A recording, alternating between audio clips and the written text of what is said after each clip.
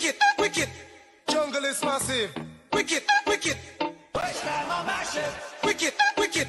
Jungle is massive. Wicked, yo, yo, yo, yo. Tell them how we got this skill.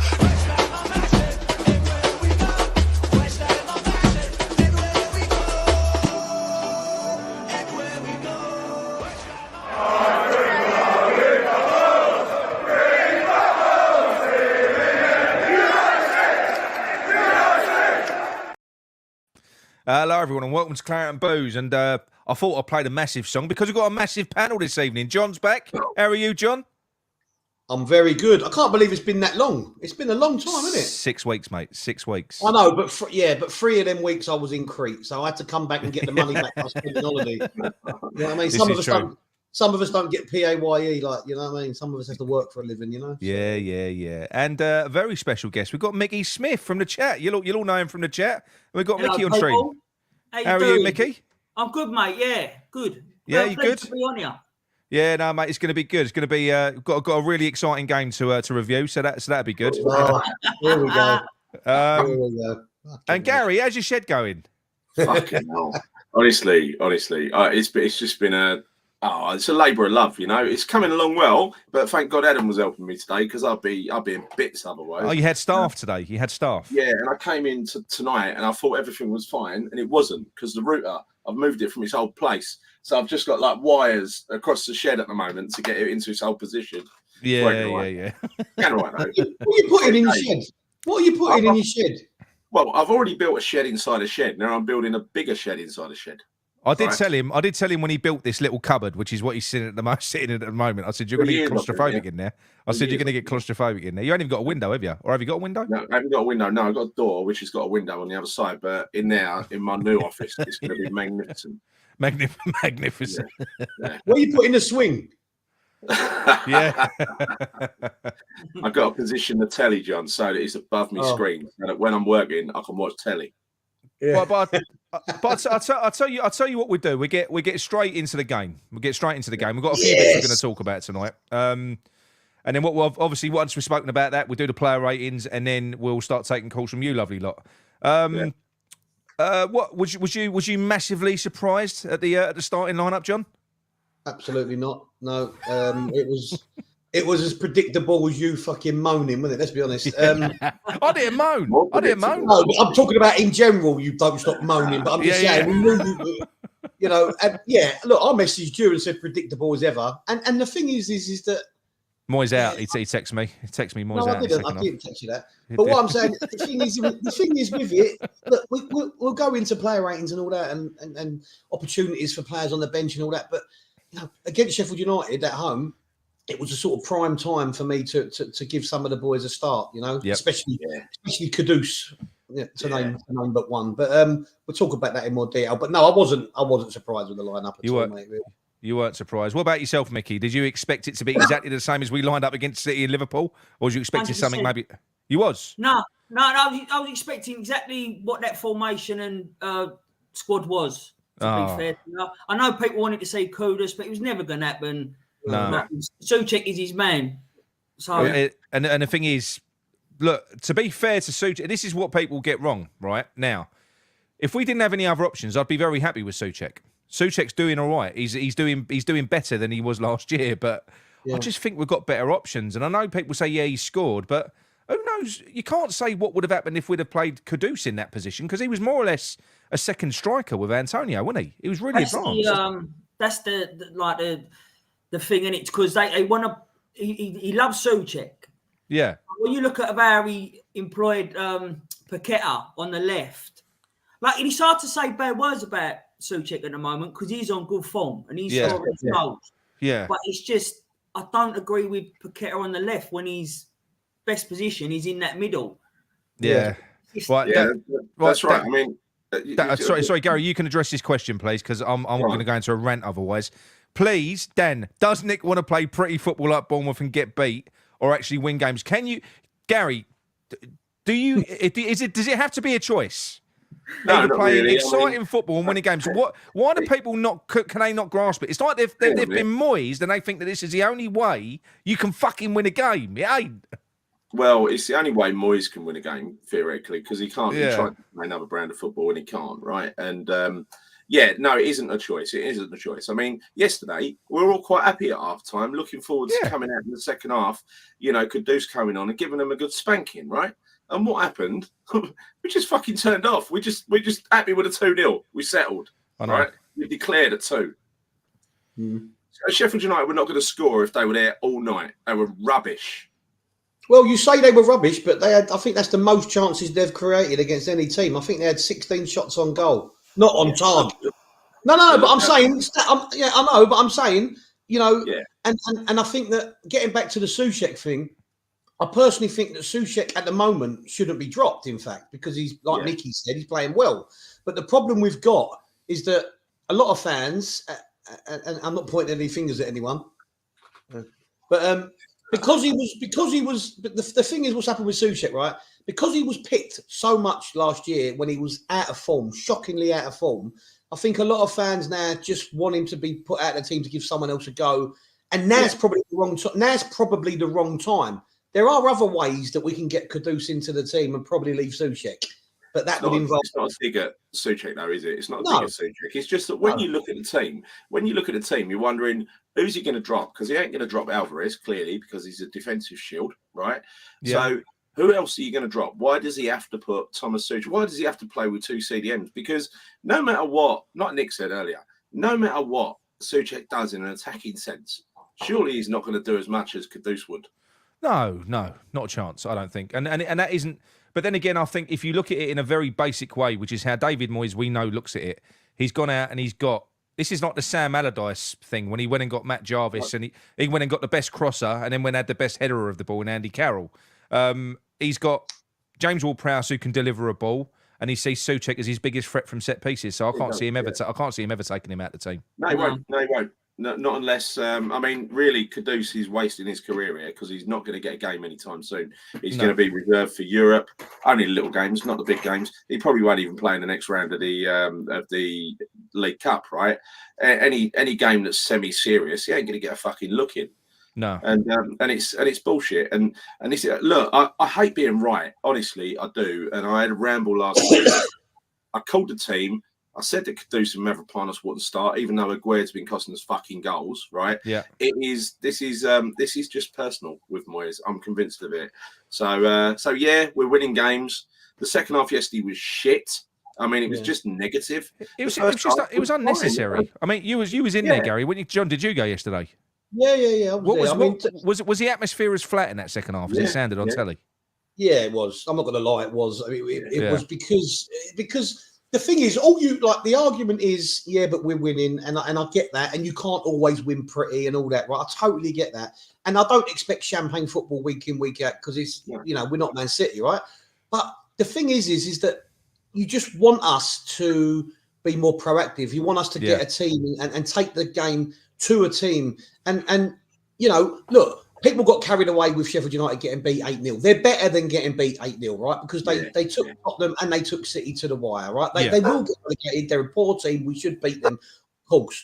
But you just want us, with the attacking threat that we've got a better squad than we had last season. We've got a better midfield than we had last season. Let's take the ball by the horns and take the game to them. It was 2-0. What's the worst that can happen? We wouldn't have lost that game yesterday in a month of Sunday. I agree with that. But what you're saying as well, John, that game against Sheffield United was the perfect opportunity to do exactly what you said. I said to Nick, all I had really to go on was we didn't get out of second gear. Yeah. Which is true, but we should have put the pressure on them because they weren't good.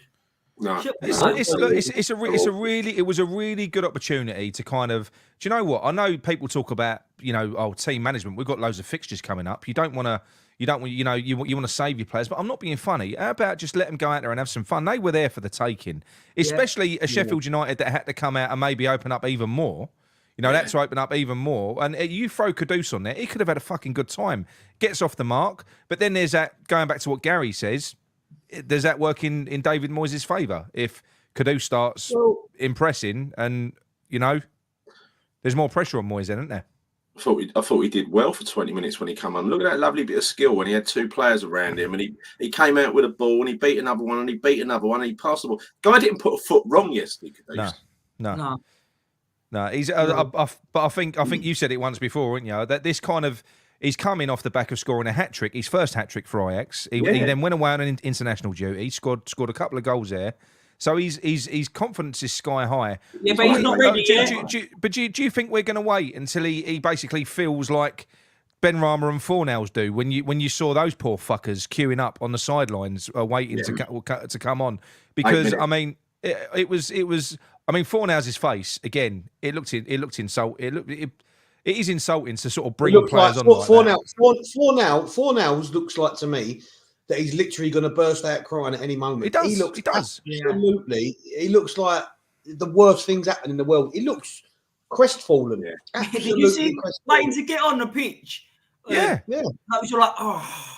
Yeah, but do you know why? Because he had about 3 minutes or 4 minutes or whatever it was, and then David Moyes went, "Oh, hang on a minute," like that, and Fornals was like, "Can we just fucking get on now?" He does it all the time, doesn't he, Moyes? Like, I don't understand. Like, get ready and then wait for like 5-10 minutes before bringing him on. Mate, 8 minutes was his record of having 2 players stood there. 8 minutes. I know I'm being a bit anal about this, right? But I'm picking up on this now. And yesterday, Kudus and whoever else was coming on, they were getting ready. They were told to get ready 65 minutes, right? Yeah. They didn't come on the pitch until 72, nearly 73 minutes. Another 7 to 8 minutes. They stood there like fucking lemons waiting to be called on. Every week it happens. It's like, you're not insulting them enough. Let's insult them some more. Let's make them stand there like lemons waiting to be called on. But it ain't even that, right? You're going from cold into a fast-paced game. So you send them to warm up so they get warmed up as much as they can so they can get straight in, but then you leave them standing there.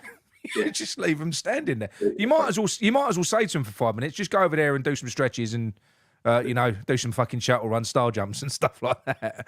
I think the worst one is what he done with Skamaka. Do you remember that? That was bad. That was terrible. Bad. That was the end. That was the end for Skamaka. I'm convinced. That was the end. I think ultimately, yesterday, the first goal, let's be honest, was a fantastic move, right? Yeah. It was a good goal. Nick, we had a little discussion before we came on, and you said, but their defenders are crap and all that. And I said to you, whether you agree or not, but the move was still good. It doesn't matter. It was a beautiful move. It was a beautiful move. It was a beautiful move. So to me, that shows what they're capable of.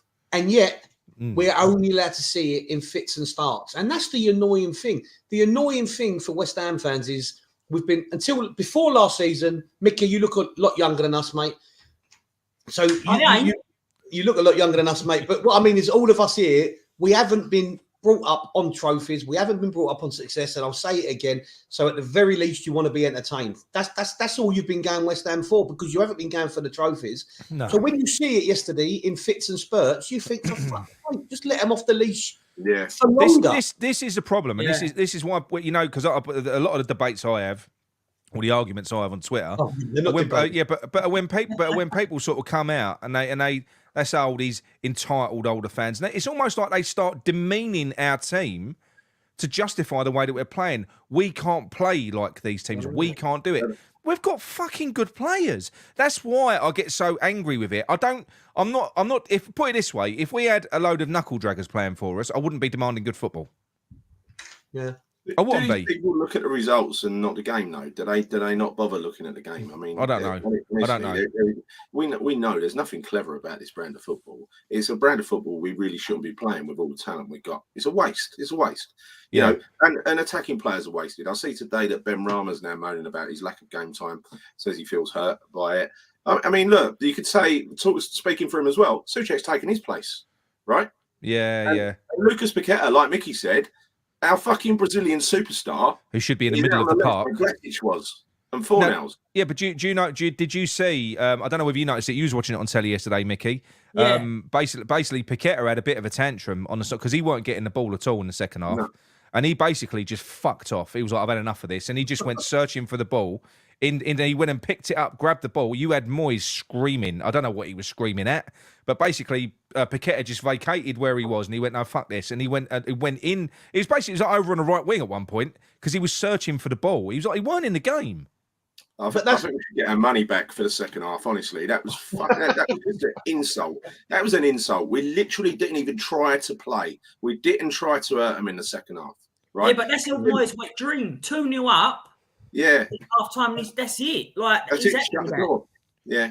And the thing is, he comes out in the post-match press conference and says, "Oh yeah, I was happy with the first half, but not really with the second." And you're like, "Well, you know, fucking hell." He does. He drives me mad. He drives me mad. But the thing is, and people are right? Look, Nick, you're probably going to thingy, but we lost against Liverpool and City, two of the better teams in the league, right? Yeah, I've said this. Yeah. Right. So, okay, not that I expected us to lose, but we lost. Wolves didn't get the memo. Well, no, but Wolves had less possession than us, and less. Wolves scored 2 goals. And no, John. I'm going to say something you're going to agree with. Do you know what the difference was? What? Wolves had Craig Dawson. Did you see that performance? That he was. Really?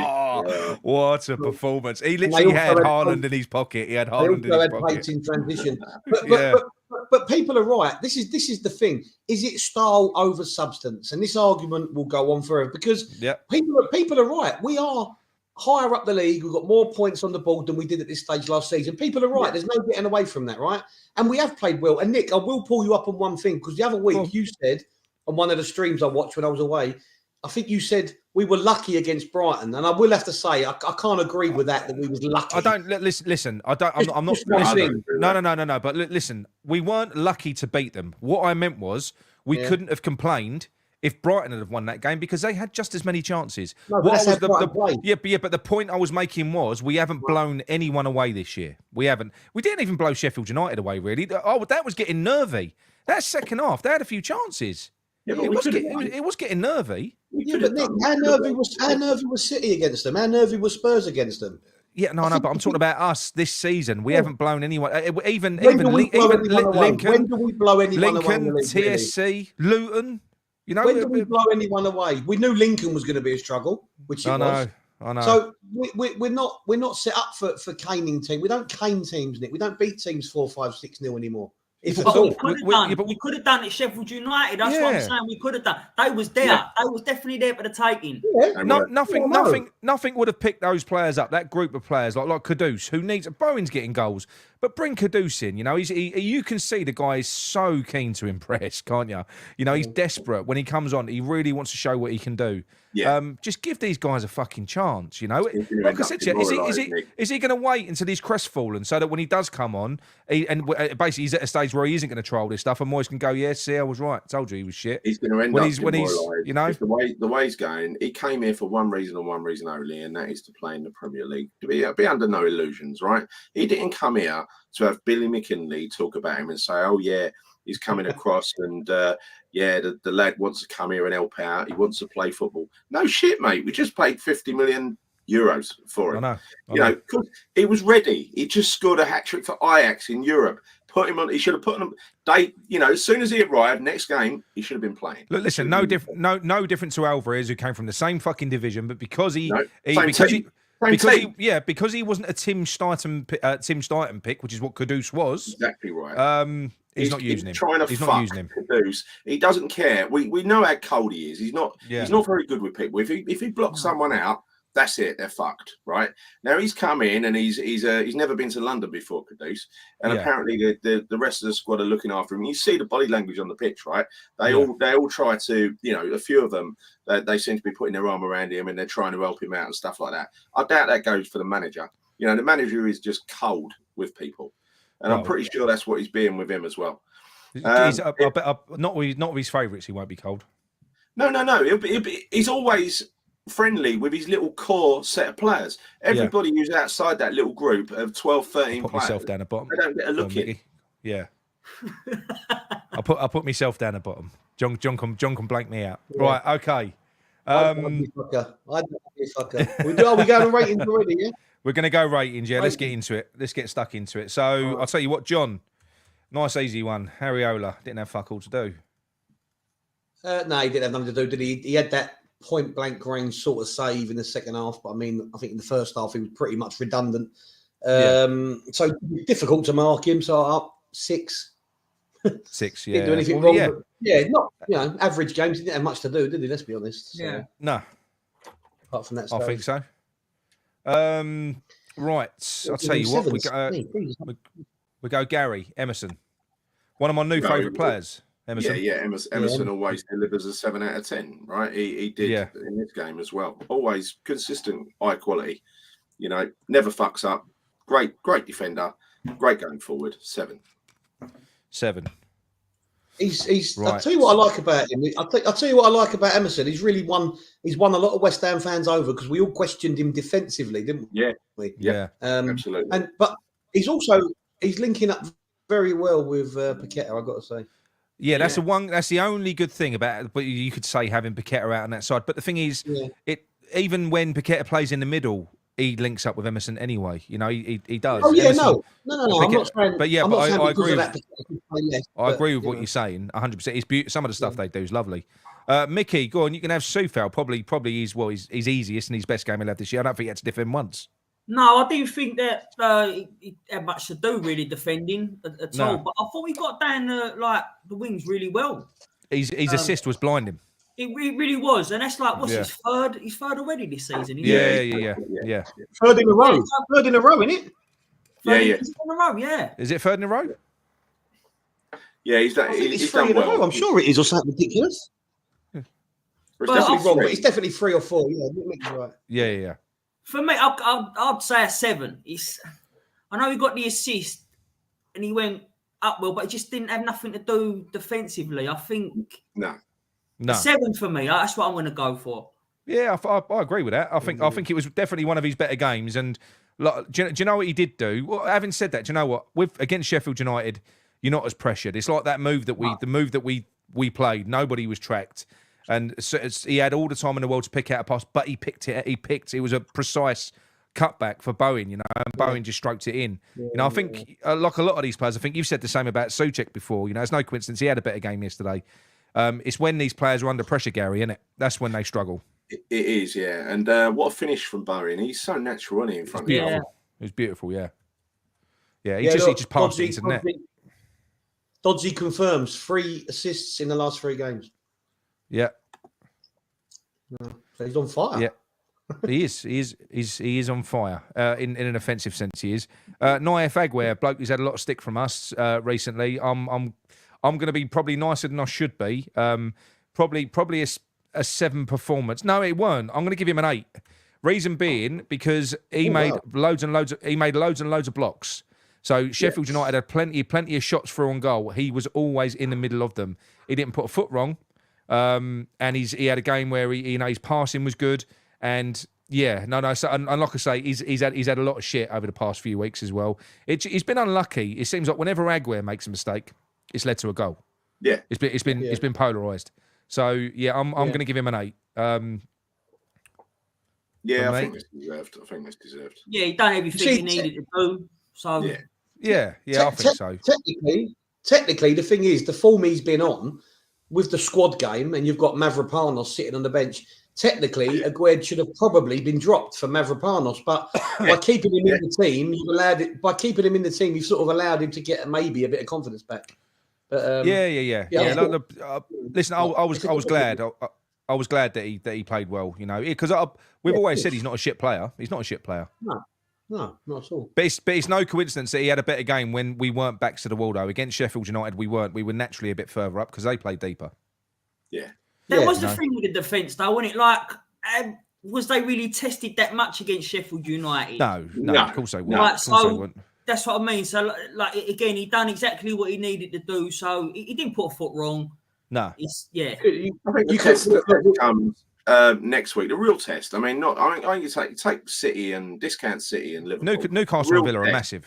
Yeah. The real test of where we are is Newcastle and Villa. Yeah. Yeah. Why, man? Fucking Jordan. Us trying to shut. He's on the vodka. out. I think he's on the Smirnoff. What was that Smirnoff? Right, John Zuma. I don't think Zuma was. Considering we had not a lot to do defensively, I thought Zuma was a bit shaky. He was. Yeah, He did. He looked like he's carrying an injury though, John, all the time. Didn't he? He looks like he's struggling to move. He always does that. He does that Micky Flanagan limp drag walk, doesn't he? Sniper's nightmare. He made a bit of a balls up. One of the what's the striker's name? Archer got past him and the Guerra had to cover him and all that. So for me, I'm going to go average 6. Even though he had nothing to do. Don't forget. That sliding tackle though. That sliding tackle he done in the box. Early on, yeah. That was great. That was good. He did do one other thing wrong as well. Do you know the corner that they almost scored from? Zuma completely misjudged that. Oh yeah. Shut up, Micky. Don't get involved in my fucking ratings. Yeah. Running on here, stealing all my ratings. Sorry, mate. I'm joking. I know. Gary Souček. Zuma 9. Well, for me, I think Souček 6. What's that? What? I was talking to myself. Sorry. Oh, right, sorry. No, Souček for me was on our side. I think he was probably man of the match. So I'm going to give him. I thought he was outstanding yesterday. And when I say he should be dropped, it ain't against Souček that I'm having a go. It's the formation and the ways. But Souček can play full locker. It's just the only position I can think of. An attacking player occupying it. He's Souček. He ain't going to drop Paqueta or Alvarez or Ward-Prowse, right? So. It has to be Souček, but I'm going to give him a 9. A 9? That's fine. The problem with it, Gal, is that he's probably at this moment undroppable because he is doing well. That's I don't know about that. Yeah. Against Sheffield United, though, John, in brackets. John. You've said so many times before. You said so many times before it's a squad game. Oh, of course it is. But what I'm saying is, sorry, you've misunderstood me. I'm not saying I think he's undroppable. What I'm trying to say. If Moyes didn't drop him before now, and now he's found a little bit of form by his standards, he definitely ain't drop him. So it's undroppable even more. So Moyes, isn't it? That's what John, the thing is with Souček, we know his weakness. Is when he's up against the ball-playing midfield, he's just a traffic cone. Yesterday, he played against a team that really suited him. They were an industrial team who depended on long throw-ins and so there were plenty of blocks and plenty of bread and butter stuff for Souček. So he shone. But they were a championship level team. Let's be honest, they were crap. Yeah, they're going straight down. Do you know what? I never thought I'd say it that I'd feel sorry for Sheffield United, but I did feel sorry for them. I think they're gonna go. No, I know, but I do. Yes, John. Yeah, but I actually did. They tried to take us to court. They tried to take us to court with Tevez. Fuck them. Let them go down. They got 25 mil. Yeah, so they wanted the money. Right, Micky, Lucas Paqueta. Didn't he play up front for a little bit? He done a bit of everything. Yeah. Moyes played him everywhere apart from where he plays. Yeah, that's exactly it. He played Kudus behind Paqueta at the end, didn't he? Yeah. Did. I love Paqueta. Who don't? Do you know what I mean? He sort of gets you up on your feet. He does. And everything. But I think it was one of his quieter games. Yeah, I agree. Yeah. Again, I think that's just because of where he started at in the left. And as you said, Nick, he himself put himself in his favourite position. He did. And he just looked a loads more comfortable and then got more into the game as the game went on. So it was no coincidence that happened because he moved himself into the middle. I think that coincided with Moyes making changes. I think he could see Paqueta was getting fucked off. Yeah, and I don't blame him. He's doing the same thing with Paqueta as what he did with Fornells. Fornells is not a left winger. So he's not. He's doing the same thing there, but he's doing it to accommodate Souček. That's what I believe anyway. Yeah. So it's an hard one for me for Paqueta because it's between a 6 and a 7. Yeah. I don't know. Yeah, I don't want to sway you, but I thought he was average. Yeah, it was more of his quieter game. So, by Paqueta's standards, it was an average game. Yeah, by that standards, I've got to go with 6, and I don't like doing that. But I think I have to. That's right. No, you're right, Mick. That's how you do it, man. I'll be swayed by his beautiful face. Right, Gary, El Machine. I'll tell you before you go any further. This geezer's definitely a fucking nutcase. He was on that yellow card, that challenge that he went in for when Moyes then basically hooked him off straight away. He's nuts. He's definitely nuts. You gotta love it, though, ain't you? Yeah. Did you not hear what Bowen said about him? Yeah, I heard it. Yeah. Bowen said along the lines of, when he arrived, we could tell he was a proper player because his first session in training, he hadn't even met the lads. He was running around trying to hurt everyone. He's basically spent the whole session smashing everyone up in the air. Smashing everyone up in the air. Yeah. So, I love that kind of player. We all do, right? And, I think probably taking him off was a good decision. He probably was going to get himself sent off, wasn't he? Because there's no, middle gear with him. It's full in. As soon as he spots danger, he tries to kill that danger, whether it's a GBH that he has to use in order to do it. He was good. He was good. I give him a 7. Oh, good stuff. I'd say I'm going to make a little mention on her because I know he's watching to Harry Morale, who played in goal for us today because our goalkeeper weren't well. He's a tough tackling central midfielder, and he played a shift in goal. It's a sloppy back pass which introduced a 50-50 situation. He never ever misses out on 50-50s at all. And he's literally gone in, and it was like one of them. He's gone in, bang, got the ball through the player. Player's gone up in the air. He was fine. But it was absolutely wonderful. So his name's Harry Morale. He was a wonderful challenge. Harry Morale. Harry Morale, yeah, he was brilliant. That's like a Hollywood actor. Hi, I'm Harry Morale. He actually does every now and then when he does a clearance, because he does things well, but when he needs to get rid of it, he gets rid of it, and he does. He shouts "have it" as he clears the ball. He does it every time. Gary, what score anyway? 7. 7. Good stuff. Right, James Ward-Prowse. One trick pony. I'll take the set pieces away. He's just a normal player. He's just he's still a good player, but he's no Paqueta, is he? But no, I will say I thought his set pieces were actually very, very good in this as well, but we didn't capitalise on them. I thought he put every single set piece was on the money. The one that he took was good. I thought he played well, but again, like Alvarez and Paqueta, I don't think there was much involvement other than that, to be honest.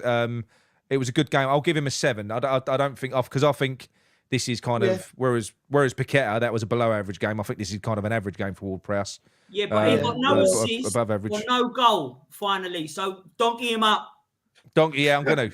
No assist or no goal. What's he playing at? Yeah. I know. How many has he had so far, James Ward-Prowse? Goals and assists. Fucking Is loads. it 2 goals and 3 assists or something? Yeah, it's a fucking good return, isn't it? Yeah, really good. He had a goal like contribution every game apart from this one. Yeah, that's right. He had some involvement. Mickey knows his stuff, doesn't he, the lad? Yeah, I just thinking I'm a West Ham fan or something, wouldn't you, John? I just took a disliking to him once when I listened to him in it was a Southampton podcast, and he mentioned he ate quinoa. That was it for me. Oh, fucking hell, no. I thought you got to be a prick if you ate quinoa. What? What did he eat? Quinoa. Quinoa? Exactly. Yeah, it's quinoa. You pronounce it quinoa. Oh, quinoa. Yeah. Is it really pronounced quinoa? Yeah. Oh, fuck off! You can't change. That's how they say it in Chelsea. Fucking. Yeah, he's the posher way of saying it. Yeah. Mickey, what do you know about being posh, Mickey? For fuck's sake. Because I heard it on the TV. Yeah. Right. Who's next? Andy, John. Mickey. Oh, hang on, just quickly. Andy Armit says 2 goals, 5 assists for JWP. Sorry. Yeah, it's impressive. Mickey. No, it was John, wasn't it? No, Mickey Antonio. All right, You're not the only Mickey in the fucking world, Mickey. That's not confusing. It's not confusing. You look nothing like him. I mean, what he set up Souček's goal well. He did sort of balloon a couple over and that. He was same old really without being as effective as normal. Nice assist. Should have scored. I'll give him a 6.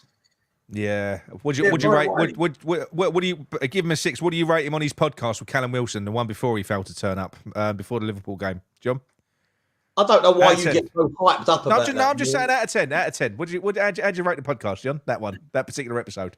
Well, it don't really matter. It's up to him. He's allowed to have extracurricular activities, Nicholas. No, that was a donkey head. That was a donkey head. That was a donkey one. Do you know what he did? He bottled the return leg of the podcast, Gary, didn't he? He did. He got absolutely slaughtered. by Wilson, Callum Wilson, didn't he? He said if he'd have had a good game against Liverpool, nothing would have stopped him coming along for this podcast. He like made his excuses, and he read all the stats out, didn't he? He had like gave the ball away 10 times. It was brutal. It was brutal. He proper went in on him. He did. Yeah. Right, Mickey, Jared Bowen. Go on. Jared Bowen, I thought, what a goal. What a goal that was. Passed it in. Yeah, I think the first half he was proper lively. I think he had a really good game. Obviously, he dipped out a little bit like the second half, but everyone else did. Like, it was kind of job done. Let's sit back and defend. Yeah. But Bowen, I'd give him an 8, to be honest with you. Yeah. Yeah. I think that's fair. I think that's fair. Yeah. It's certainly, look, listen, Bowen's capable of much more than what he gave in that game, but he is actually on fire this season. Do you reckon? Look, listen, I don't really give a shit about England because whenever, especially because he ain't signed a contract. I mean, if he goes to England, in the next international break before he signed a contract, it's good. We're going to have Declan Rice, Mark Toole over again. But do you think he should be? Do you think he's earned a call up to England now?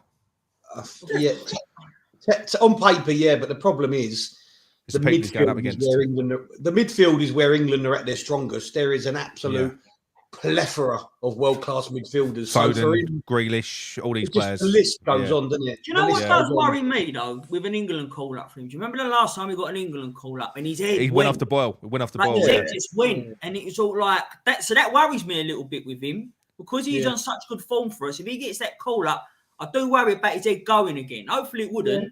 Mate, they do. I think when they get pulled into that environment, and they're all the majority of players that are in that setup are in Big Six teams. They are. They're at top teams, and if you, heaven forbid, you make mates in that setup as well, and it clicks for you, and they become your mates, that's when your head's going to start getting turned, I reckon. Yeah, but I wouldn't even say about turning, Nick. I didn't mean like his head was turning. He just sort of went shit. He went shit. Yeah. Like he did, like the pressure of it was too much for him. I'm not saying it was. I don't know, but that's how it's. No, instead, he came out after that run of games he had before the World Cup when he never got picked, and he came back to West Ham. His form was diabolical. He admitted in an interview that the disappointment of not being picked for the World Cup really got to him. So it can have that adverse effect. Mr. Mace says, now look, Foden, fair enough. One of the best players around, I believe Foden is. But Saka, if you offered me a swap of Saka for Bowen, I wouldn't take it. No, would I? I wouldn't take Saka for Bowen. I genuinely wouldn't. I think you're right there. Foden, different story. He's fucking unbelievable, that guy. He really is. I've not seen anyone run with a ball so close, run so quick with the ball so close to him. It's like watching Messi sometimes. Do you know? You say that with Foden, Nick, but Pep don't. I'm not sure Pep fancies him that much. He never seems to start many games, and when he does start games, he never seems to finish many games. He always seems to be. I don't know with Foden. He's got options, though, hasn't he? Yeah, but it's always Foden. Yeah. Pep's had no choice really after like KDB's been injured, and Foden's done brilliant. Foden's done brilliant when he's come in this season now. In that number 10, he has done. Right, the only one worth talking about here is Kudus. So I'll give Kudus a 7 for his endeavour when he came on. I'm going to give him a 7. Yeah, for the substitute support with what he had to work with, a couple of really good runs. He didn't do anything wrong. There was one lovely bit of play that Gary's talking about. I think they've clipped it and put it on social media where he picked the ball up, rolled the player, fucking good run, fed it to Ben Rama. Then the clip cut because Ben Rama fucked it, didn't he? Yeah, he had the ball inside in and around the box a couple of times after that with players shutting him down and everything else. Once where he beat a man and gave it to Ben Rama. He literally didn't put a foot wrong. No matter how many people in his face, he's calm on the ball. No, I like him. And he tries to find a teammate. He's too good for the bench. I don't care what anyone says. He's too good for the bench. We are being hounded in the chat, people. Everyone, pretty much everyone, is saying that they would 100% take Saka over Bowen. No, really? Not me. Not me. And not me. You know what? People in the chat I really respect, and now I don't. But No. But listen, I'll tell you what, people, what you got to bear in mind, Saka plays for a free-flowing attacking team where they attack on numbers. Put Saka up front on his own with no fucking support, which Bowen has to work for half the time, where he's spending most of his time at fullback covering fucking Soufal and still scoring the goals and getting the assists that he gets. See if Saka can do that, because he can't. But you stick Bowen, and I don't want him to, but you stick Bowen in a team like that and watch what he does. That's the difference. That's the difference. Yeah. Anyway. I'm going to put a poll up for man of the match. I will. 1 minute before we go anywhere else. I forgot Ben Rama, because that's how good he was. I didn't do it on purpose either. Micky, Ben Rama, he's invisible on here. Oh, thanks. Go on. I love Ben Rama, I really do. Yeah. But it has been. He's been a struggle to watch. He's so annoying. He is. Like, I really want his final. Do you see that bit where he went to take a player on, but he cut it back and he lost it. And a little while later, the next move, I think Ward Prowse took that same player on. Yes, I saw it. Do you remember? Yeah. And all it was about taking a player on. But Ben Rama, I don't know. This ain't annoying about him, because I know he's got it in his locker, but he ain't got. I'll tell you what, he ain't got. He ain't got a left foot, and we play him on a left wing. It makes no sense. So, yeah, but what I'm saying is, so what's happened is now, all you got to do with Benny is show him the outside. Yeah. And he's always going to try and cut back in, and nothing's going to happen. You know, and that ain't. Look, listen, there's a lot of one-footed players out there. They're not all two-footed. But James Ward-Prowse is technically very good. Actually, the one you're talking about, James Ward-Prowse played it with the outside of his boot, didn't he? Yeah, and it went into like as a nice pass to Bowen. Yeah, it was his right foot. The thing is with Ben Rama is that we know Moyes treated him badly, or we think he did. He sort of last season sort of seemed to give the two fingers up to Moyes, and he sort of came back full of gusto. Yeah. But when you look at his stats, I think last season he had 3 assists or something the whole season. Yeah. You know, and I'm not sure he's a Premier League player, if I'm honest with you. I genuinely don't think he's a Premier League player. I think he's middle sort of top Championship, maybe middle bit. I don't know. I just don't think I don't think we can persist with him much longer. I'm not being horrible. No. And I don't know if you heard, but Tony Gow live on air on radio. Yeah, he was blitzing. He was. Yeah, yeah. He was. I mean, not ruined him. He gave his critique. No, he did. You know? He did. Well, it's not. It's his job to critique players. He said he gets a lot of the ball. It felt a bit biased. It felt a bit biased, though, towards. As it biased, Tony Gale's West Ham. Because I know, but even before he done anything, he was kind of cold. He turned out right what he was saying. But Nick, we've said that time and time again with Ben Rama. I know. I think I'm going to give him a 5. It was below average. Yeah, it definitely wasn't a donkey performance, but it was a little bit below average. Yeah. Yeah, I think. No, that's fine. Right. Mavropanos and Fornals are non-applicable. I mean, those poor fuckers, they just got brought on to waste time. It was disgusting. It was disgusting, really, what they did there with them two, particularly Fornals. Not Mavropanos is new, but to do that to Fornals, I don't why. It clearly upsets him. He's not in the inner circle anymore.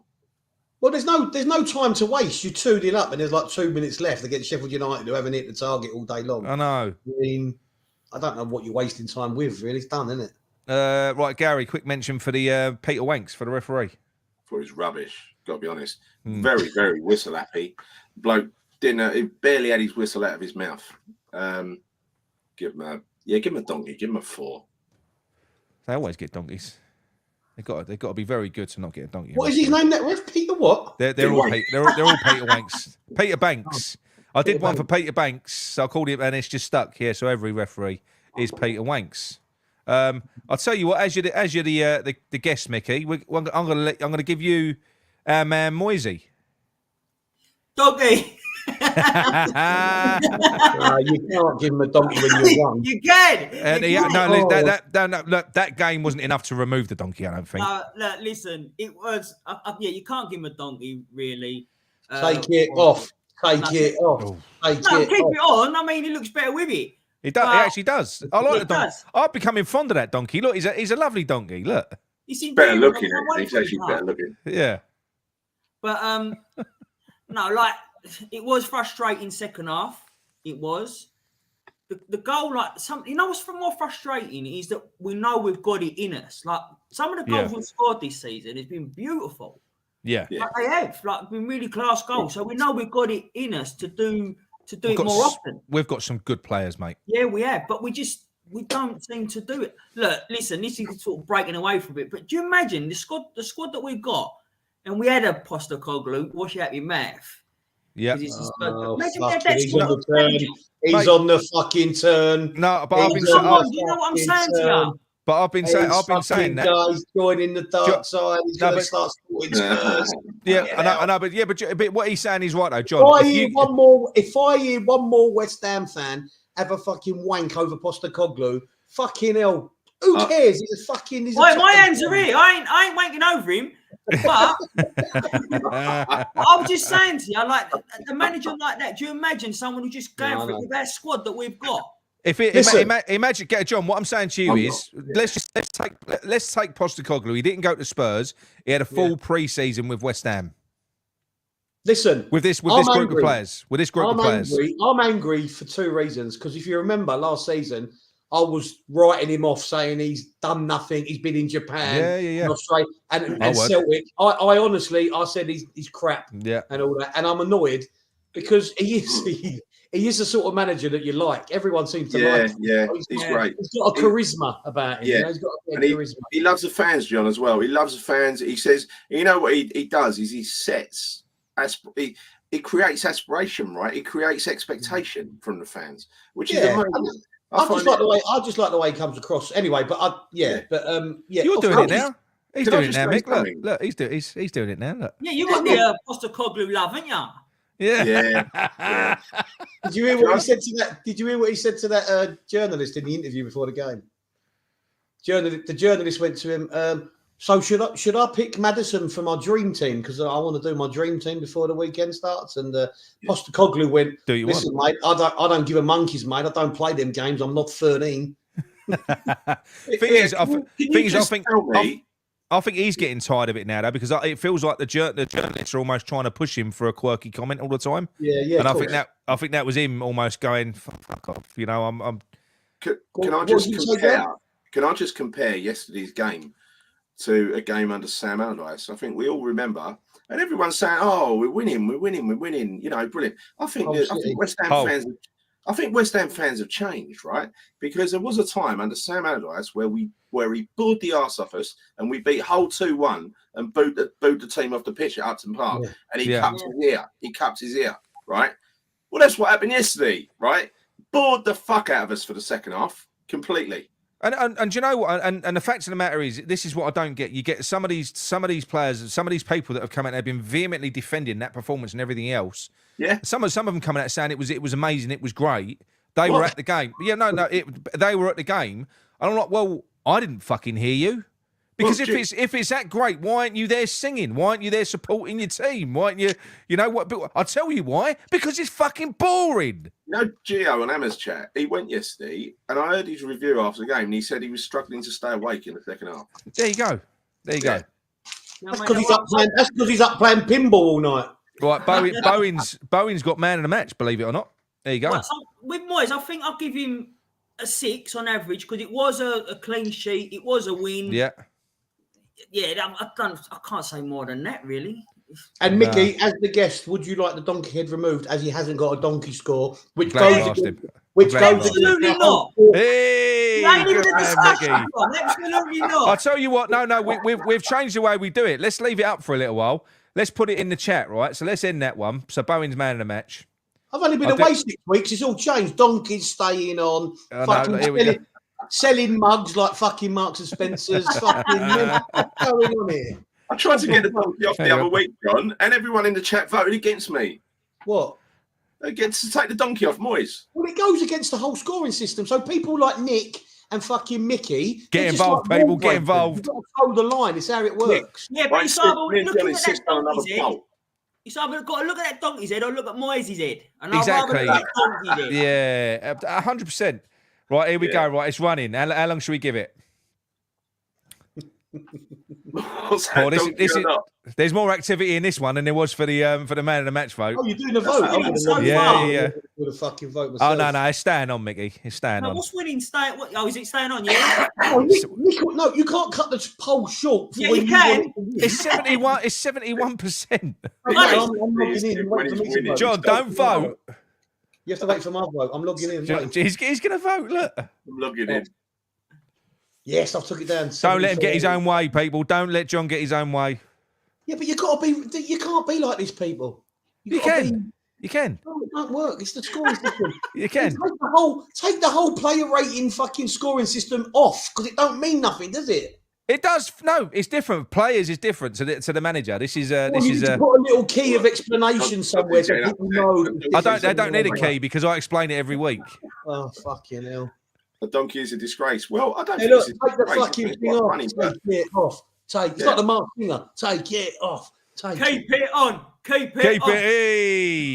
There you go. It's close to bullying. It is close to bullying. Oh, Dodsy, come on. Honestly, I mean, I'm not being funny. This is literally it is banter, and I am, and it ain't. Look, I'm not being funny, right? Look, what would you rather look at? Honestly, would you rather look at that or that? What would you rather look at? Honestly, God. Well, look, I don't like Moyes, but I don't think we'd donkey him after win. We've donkeyed him after every win this year already. So this one's What did Dodsy say? Dodsy's getting upset. What did he say? The big fucking tree of a man. The tree. What did he say? He said, I don't think it's very nice that you keep putting donkey on Dave Moyes' head. That's what he said. I might put a fucking pasty on his head instead. He'll like that. Big fucking Cornwall tree. Fucking hell. What a set of balls fucking is he? Right, I'm ending the poll. Like it says, no, it's dead now anyway. So at 71%. John's like Mike Powder, isn't he? John was saying about you can't stick a donkey on his head, and then as soon as Dogsy said it, he's like, no, you keep it on it. You Yeah. Just for the sake of it. Fuck off, Micky, coming on here, giving it fucking love. Right, that's that one. Keep him on voice notes next week. Voice notes only. Yeah, he's here to stay. He's here to stay. Right, where are we going? Let's close out. So 71% voted to keep the donkey. 71%, yeah. Fucking hell, really? Yeah, but Gary, this goes back to what you were saying about the whole result. Yeah, I agree. I personally think that the majority of people that and not everyone, but the majority of the people that follow us, especially with the age group, because you can see the demographics, people, when you say the age groups, they're around about because we're what I'm saying is we're not a new generation channel. We're not. We're not a new generation channel. I eat quinoa now. I eat quinoa. Quinoa. Say it proper.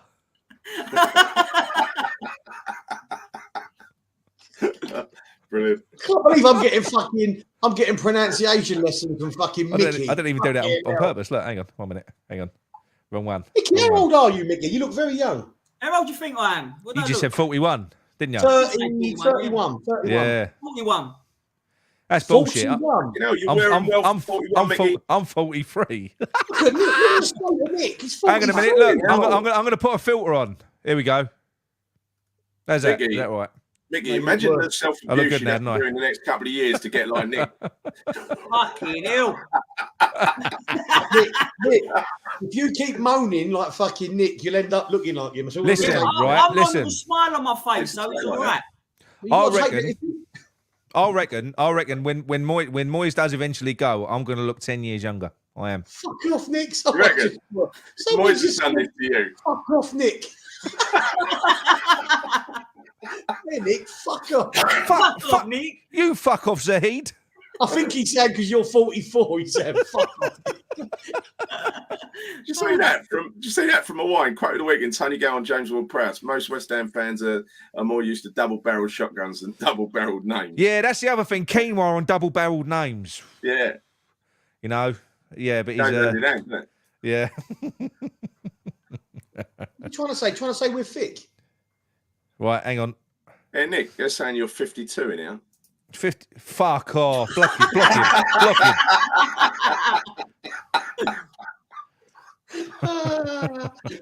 Brilliant. Oh, Nick, you do look older than 40, mate. You look older than me. I'm older than Nick, believe it or not, people. Oh, but I had a tough paper round. Fucking, you didn't have a paper round.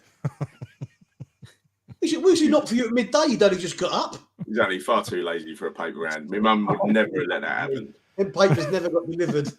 I'll tell you what, my mum would have done his paper round for him. Yeah, I think the only thing similar to that we did. What was that we used to do, John? Where was it? The cab offices. We used to get all their flyers and used to go and deliver them and pop them through the. And I did that once. Because I threw them in the bin. I posted about 5 and threw the rest in the bin. You're like Alan Sugar. You was. Yeah. I was like, fuck that. This is boring. Claret and moobs and feeding tubes. What? Hammers Mikey's going to come on soon as well. None of you fellas had a paper round. I actually did have a paper round. Mr. Sings in Wager Street. Thank you very much. I won't get enough. Moist balls made you look older, Nick, apparently. He has. He actually has. Right. Bloody hell, Nick. You must have started getting grey hairs when your bollocks dropped. What we got on that? Don't tell me, Gary. Hello. This is Steve Tiley. Hello, mate. Oh, how are we doing, mate? You all right? Did you just see what I wrote about you? Well, what did you fucking put? I put Nick looks like Barry Gidmore every day. It's a tragedy. Barry Gibb. I've got you on the telly on Leave YouTube. me alone, Obviously, you bastard. obviously, I'm at that's what I called you the other week. I know. Well, it can't be. How you doing? Huh? I'm doing well, mate. Hey, how are you? Have you woke up after the game yesterday? Yeah, I just come back 2 hours ago from the Moon and Stars pub in Romford. Oh, very nice. Wow. Nice. I went on a blind date today, Nicky. Oh, was it? Yeah, she was. Some would say she must have been. Yeah, was it good? Did Was it one of them? Was it one of them where you was wished that you John? Was that John? yeah? Was it one of them? Was it one of them where you wished you was blind, or was it all right? This one? No, I'm seeing her again on Tuesday. Oh, good. Oh, hello. That's nice. Yeah. Yeah. Well, listen here, Lego. Yeah. Listen here, Lego, mate. So, no, about the game yesterday. About boring second half, weren't it? Right. Yeah. But I don't know. He ain't going to play Mavropanos like Gary was saying the other night. He ain't going to play Mavropanos or Kudas because they're not his players. No, mate. There is something in that, isn't there?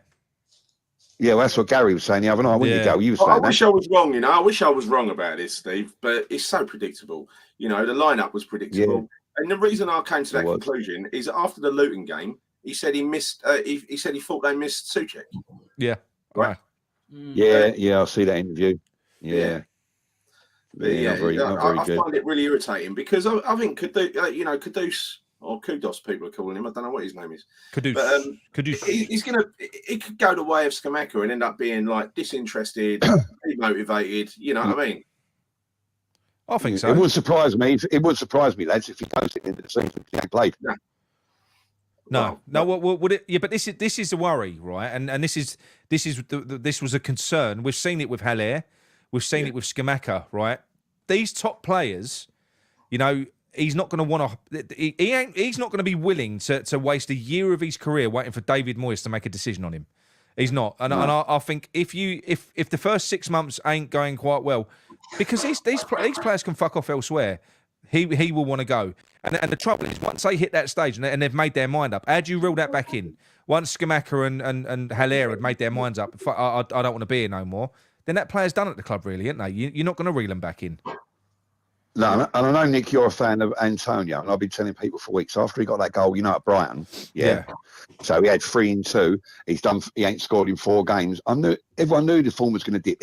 Everyone keeps saying about he's our striker. He ain't a striker. Well, he is our striker because we ain't got another one. No, but he never started out as a striker, and I think it's embarrassing that we're still getting up there. Yeah, but Steve, you can't slag him off because of our lack of ever being able to find a striker.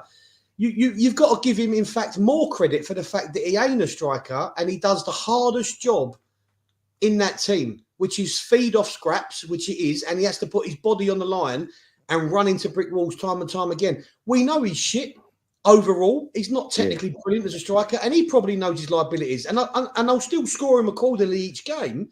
But I think he actually deserves more credit, but the thing is, right? I think if you played him as a conventional striker for a normal team, he wouldn't stand out. But in this team, in the way that we play, we've seen Haller foul, we've seen Skamaka foul, we've seen Danny Ings, who is a good striker. We're watching him foul. Yeah. The fact of the matter is, he's very good. He's very good at this. Would you not agree, Micky? It's like a very kind of like it's a unique role, isn't it? There's no one else that I know that could do that role. I mean, when people were talking about, do you remember who's that Wolves player, Traore? Yeah. We should have got him, but I still don't think that he could have even played the Antonio role. No, I just don't like. Not as well. No, not as well. Like you're right. He's unique.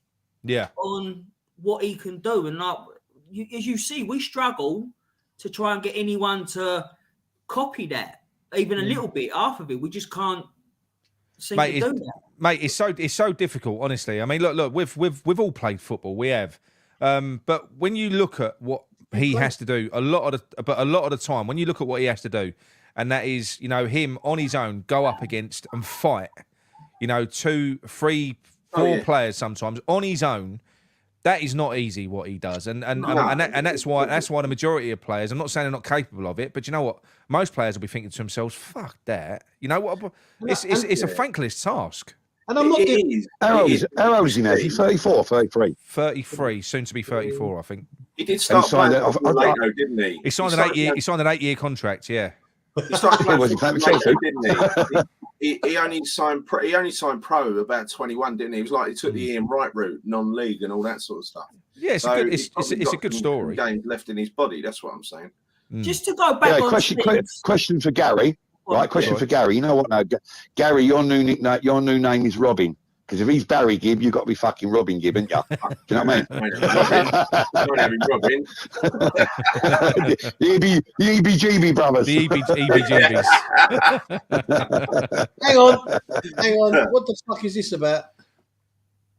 Jamie Crane, some strikers in the league could play the Antonio role with a better output. Who? Yeah, who? Well, players can. Would any of you be happy with Bowen going up top?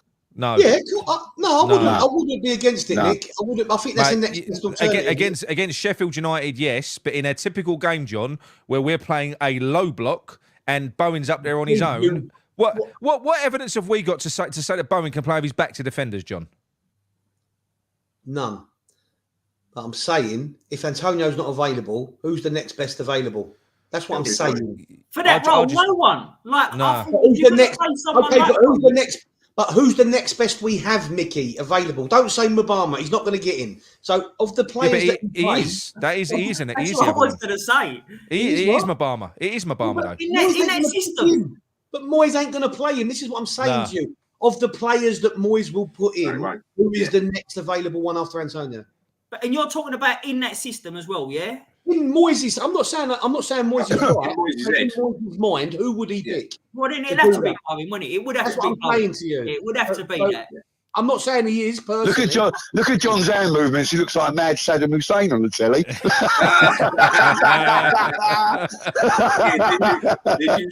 Did you see at the end of that game yesterday, towards the end anyway, where Antonio, the ball landed at his feet inside the box, and he was so slow to try and get the shot away. It was Gary. I will say, Gary, that ball was played under his feet. Yeah, that should have been rolled in front of him. But it was played into his feet. Oh, right. It was literally played into his feet. So he did have to try and get it out. And when he did try and get it out, he's cumbersome. It got cleared. So it weren't the best layoff. It weren't the best layoff. He had a better chance. I'll tell you what, Nicky, are you still in favour of Souček coming out in the future at the team? Well, yeah, of course I am.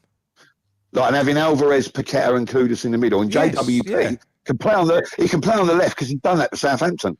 Well, I'll tell you what, Steve, if you're going to use Souček anywhere and Antonio's out, put Souček up front. Yeah. Don't think he won't. No, because I just think playing Alvarez. Yeah. Like playing Alvarez and Souček against Sheffield United at home, how defensive do you want to be? It's an interesting thing, though, isn't it? I mean, I've been saying Souček's taking up the other attacking position, which he is, right? But what else could you do? Say Antonio continues on this run of not scoring goals, even though he had an assist, so he might not be scoring, but he had an assist. And he always makes an impact, doesn't he? Right? But then maybe the way forward is to drop Antonio to the bench because he's effective from the bench, and put Bowen up front and put Kudus on the right, or something like that. Yeah, right? that's don't have to be Souček. Yeah. I mean, what's really bothering me is that whenever he takes Antonio off and he puts Bowen down the middle, it lasts like 2 minutes. Then he'll give Kudus a go. Then he'll give Paqueta a fucking go. It's like he sees straight away it ain't working.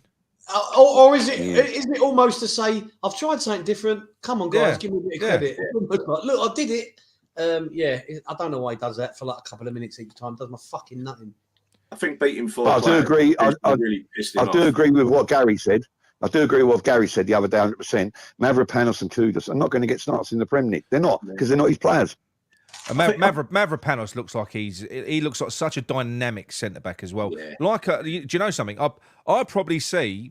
I think if you had a blank canvas, a new manager comes in and they're looking at this squad and they're picking their team. I've got nothing against Zuma, but you'd be playing Aguero and Mavropanos together. I think they're the two that you're playing together. Yeah. They are. You know. Yeah. Look, question here, because this is what we're talking about really. What would you all rather us play? Free flowing football. Oh, it's the same question again. No, I know, but just answer it. Everyone in the panel, answer it. One word. Would you rather us play free flowing football and come 12th, or play Moyes football and come 6th? Go. Micky, everyone would want to come 6th, John. Well, that's what I'm saying. So is it style over substance? Yeah. But what I'm saying is it. But that's not the choice, because sometimes we can. And no, but I don't think it is a choice. So you're saying we can do both. I get what you're saying. I'll play the game and say I'd go 12th over entertaining football. But if that means if free flowing football means entertainment, if it means we've enjoyed all the games, then I'll go for the 12th. But then it shouldn't be. That seems to be the argument when I go, oh, would you rather play entertaining football or lose every time? It shouldn't be one or the other. They're not mutually exclusive, right? No, they're not mutually exclusive. You can win games by playing football. If that comment means you don't win games when you try and play attractive football, this is what people are saying. Whenever you make a comment about the style, they say, "Oh, what do you want to do? You want to play amazing football and lose games?" Who said that? Who said that? Nick, I don't want amazing. Yesterday, I would have been fine if we'd have come out. I was happy with the first half. If we'd have come out in the second half and went for it and tried to carry on. Just carry on. But don't just bore us for a half. I mean, we just passed it. But I'm going to say something here, right? And I mean this as well. Mandy G is bang on. We will not low block ourselves into 6th place. I'm telling you now, wherever that is, if we just sit with our backs to the wall, we'll end up 10th to 12th. That's where we're going to end up. We will. You cannot bore yourself into Europe. You can't. Let's see what happens home to Newcastle next week. Yeah. You can't. You physically can't do it. Yeah, we never did we? We never did. We got into Europe the first time, I think, the Lingard season, didn't we? And that was through good counter-attack, good pacey counter-attack, and then and then the second season we got into the Conference League through 7th place, right? Yeah. Again, scraped it, but again, we had a good counter-attack that season. This season, we've taken an attacking option out of the team and really gone for a fucking defensive formation. Yeah. This is defense. This is Moyes plus we got here. Yeah, look, this ain't like Moyes for the last 2 seasons. Yeah, Gary, Ross's comment, and he's bang on. Every traditionally mid-table team that is flying at the moment is playing progressive football. Spuds, Villa, Brighton, and Newcastle are all playing exciting football and steamrolling teams. And look, they're not going to win every game. But they're not going to win every game. Someone will say, "Oh, Brighton got pumped the other day." Yeah, but next week they'll go and pump someone, and they're doing well. They're doing well. What would you rather watch? Just fucking beige football 100% of the time. But the same people who say about, oh, would you rather play entertaining but lose, are the same people who at the weekend went, oh, see, you want to play attacking football, but look what happened to Brighton. Exactly. That was playing Villa. Yeah. They was playing. Oh, you mean us when we played Brighton? Well, no, just saying about like people going about. So you'd rather watch entertaining football but lose games, and then their argument is look at Brighton against Villa. But you can't say that. Listen. When you play a brave style, when you play a brave style like that, and it is if you're not on it in a game, you're going to get taken apart. That's the thing. So if you're not on it in a game, then sometimes you're going to have a bad day at the office if you're not finishing and you're leaving gaps and people ain't 100%. Whereas the way that we play, it's just safe. Yeah. The whole time, it's just safe. Safe. You know, as far as I'm concerned, I know we won. I know we won the cup. But for me, I've always been a no guts, no glory. I think, and that's what I associate with West Ham. Yeah. You know, and for me, anyway. Can I just Can I ask you boys' opinion on something? Did you see the embarrassing scenes yesterday, boys, at Tottenham, as if they won a fucking trophy? How embarrassing was that? You know what's really getting on my nerves? Do you know what's really getting on my nerves is Spurs? You know what they're trying to do? They're trying to replicate the whole Jurgen Klopp thing at Anfield. They've got a geezer with a fucking guitar making up songs in the stands. They've got these big flags coming out. Fucking tragic. I cannot stand organised. You know, like unorganised atmosphere. Organised fun. Can you imagine if someone came over West Ham with a guitar and a big flag? We'd all go, fuck off, mate.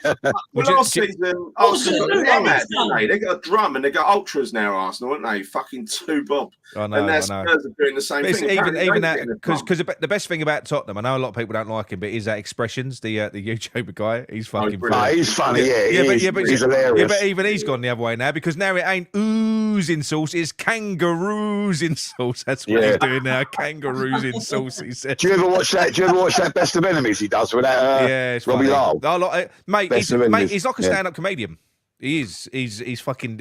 Very funny. He's funny. Yeah, he is. He calls him the walking Malteser, doesn't he? Mate, the funniest thing he said was when they was talking about Harry Kane's gone. And he said we better not sign Robbie Lyle Lukaku. Oh yeah, that's it. Yeah. That's it. It's brilliant. It's brilliant. But all good. Anyway, before I shoot off, are you and Gary going to give us the old night fever? Then you're going to give it some? No. Although a couple of drinks, Gary will. He loves to sing song. Gary loves the karaoke. I ain't getting that one, Nick. I ain't doing BGs. That's a no. All right, lads. Great show. Thanks for letting me come on. Appreciate that, boys. No, well, anytime, Steve. Anytime, mate. Steve. Yeah. Good luck Tuesday, son. You know what I mean? Yeah. Oh yeah. Listen, mate. Listen. It's putty in my hands, boys. Putty in my hands, boys. You're a fucking stunner, Tyler. You are a stunner. He's putting a condom on before he goes out. That's what Steve's doing. Yeah. Don't get to put yours on, innit? Put yours on, be safe. Anyway, John, you chewing your own nuts, son. You chewing your own nuts. I hope you don't watch his channel, Steve. I will not sleep tonight. No, I didn't tell her. All right, lovely. Right, anyway, thanks, boys. I'll speak to you soon. Cheers, mate. Bye. Yeah, great show. See you later, fellas. Bye, mate. Bye. What a dirty bastard he really is. Right, hang on. I think we've got one more. Who is it? And then we'll open the lines up to everyone. Welcome to the EE. No, we haven't. Right, the lines are open for everyone to phone in. You know what the number is, didn't you? Put the number on the screen, you lazy. Also, as of next week, Claret Booze, we're going to have our own. Going to have our own number. I've literally got a thing that I've ordered. Yeah. But in the meantime, just keep phoning and texting Nick because that's just keep phoning me. I love it. Actually, put your own number on screen and then moan about it. Right, there we go. Jonathan. Nick. How are you, lads, mate? How you doing? Yeah, I'm all right. And let me just put you on mute because otherwise it's going to sound dodgy. Right, hello. Everyone all right? We're all good, mate. We're all good. Mate. Hello, Jonathan. Having a good time. Right, Jonathan. I've got to turn you up. I like to turn Steve down because Steve was blowing my eardrums out. Nick, my router's just fallen. All right.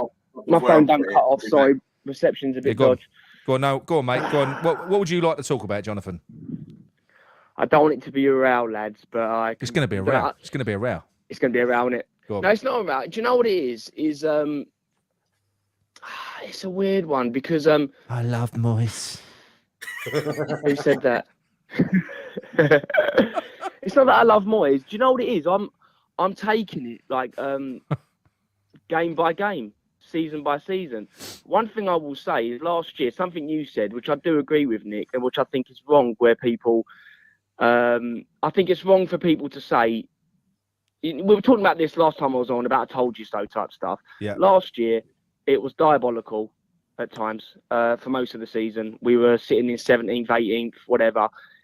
To call for him to leave at that point and to not poke holes in it, to say what was being said, yes, made a lot of sense. It made a lot of sense, and even I was thinking, we should make a change. This year, I mean, the facts are, I mean, we played 7 games. We've got 13 points, right? Yeah. We've won both our cup competitions. Okay. Okay. If you look at the 2 players in the last game that potentially people would have been happy if they were dropped, it would have been probably Mavropanos for a Gerd, because a Gerd he's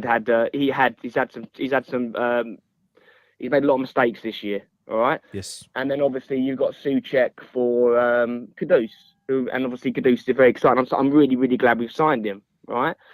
But if you look at your player ratings today, the top rated defender is a Gerd with 8. Yep. And then Souček got a 9 man of the match. Right. Yeah, absolutely. So if we just look at it as the game itself was a success. Yep. First half, we were entertained. I think we scored 2 goals. The result was a success.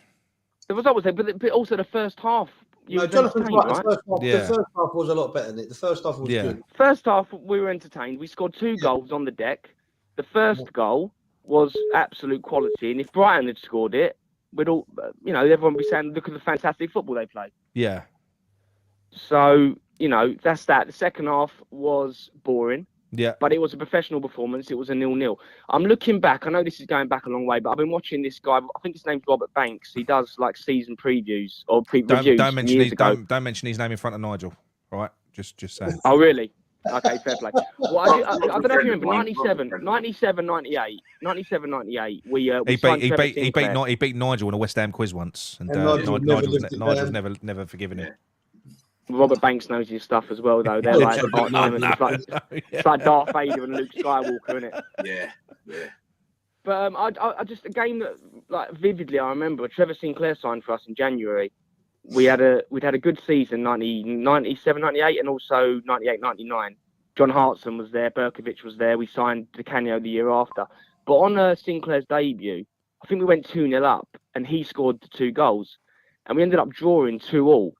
Against fucking Everton, if you look at our Premier League finishes over the years, we average around 10th.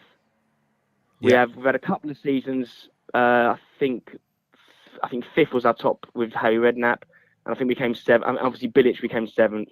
Yeah. Other than that, it's 10th, 9th, 15th, 18th, 20th. That's what we've been doing. Yeah. Right.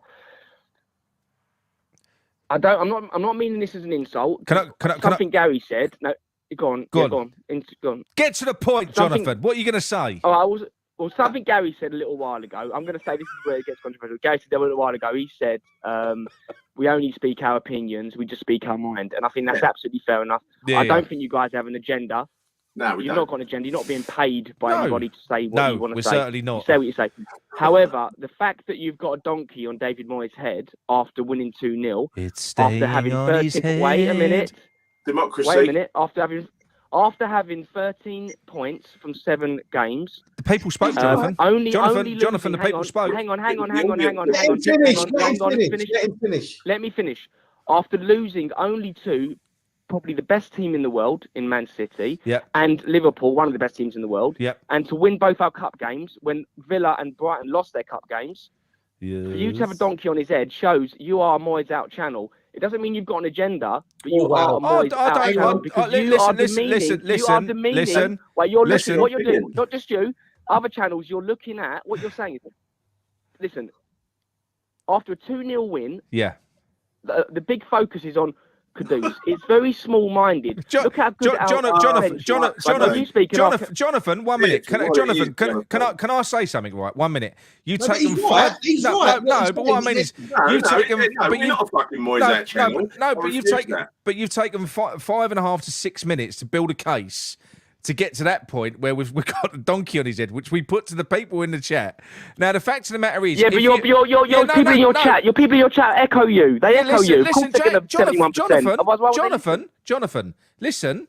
The fact of the matter is, if you ask me if I'm Moyes out, and if you said to me now, Nick, we've just beat Sheffield United 2-0, we're sitting 7th in the league, we're going to sack Moyes tomorrow, and we're going to go and get Ange Postecoglou in, fuck off, Moyes. Out the door you go.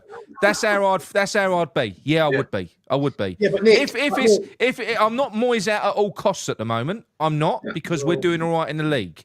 So I'm happy to leave it until the summer while we're doing well. Yeah, but it's not just that, Nick. It's picking holes in things like this. Like a few years ago, when we had a really good first 11, there was a big uproar, which is right, about we've only got 11 players. They're in the inner circle. The bench is absolute shit. Why isn't he signing players? We need to have a competition. Yeah. Our bench is unbelievable. Hang on. Jonathan. Where's the backup for Antonio, mate? Antonio gets injured. Okay, fine. All right. Come on. Where's the backup? Where's the backup for Antonio, Jonathan? No, that's fine. I'll answer it. Is it a question? Yeah, go on. We haven't got a backup for Antonio. Fine. So our bench ain't amazing then, is it? But hang on a minute. Ben Rama, for instance, right? We're talking about Ben Rama today. And again, I'm not having to go at anyone. I'm just saying, when people say stuff like, we've got to get rid of him because, look, Ben Rama, to have off your bench, to have Ben Rama on your bench to come on, possibly do well, possibly not, is a good thing for us. So what do we want to do? Like, because Ben Rama's not in our first team, not putting up trees. Let's get rid of him. Then let's get someone else in better, and then we can all start going, oh, but this guy's going to leave in January if he doesn't play. What? So get someone else in better that we ain't going to play and who's going to sit on the bench with Ben Rama, yeah? Yeah, but the thing is, Kudus has played every game. He's played a part in every game since he had 20 minutes. He scored 2 goals. 20 minutes at the end of every single player was like Mavropanos. Every single player was ground running. Jonathan. When we spoke a couple of weeks ago, it was very different, right? It was very different. And the fact of the matter is, what I will say about you, and this is a criticism of not just of you, but of a lot of West Ham fans, that literally change like the fucking weather. You do. And what I don't do, and because the fact but you do, Jonathan. Oh my God! You change, so basically, change like you know what it is? People like yourself, we're looking at evidence. When the evidence comes in, we look at the evidence. Anyway, where's your Moisés shirt that you agreed to wear on the West Ham fan? The West Ham fan TV. That's if we beat Arsenal, Jonathan. So you got to watch the whole... win against Sheffield United. No, I didn't. Go and watch it. Go and watch it back. I said if we beat Arsenal, I go and watch I wear the Moisés t-shirt. Watch it back. It's on Twitter. I know, Philly, mate.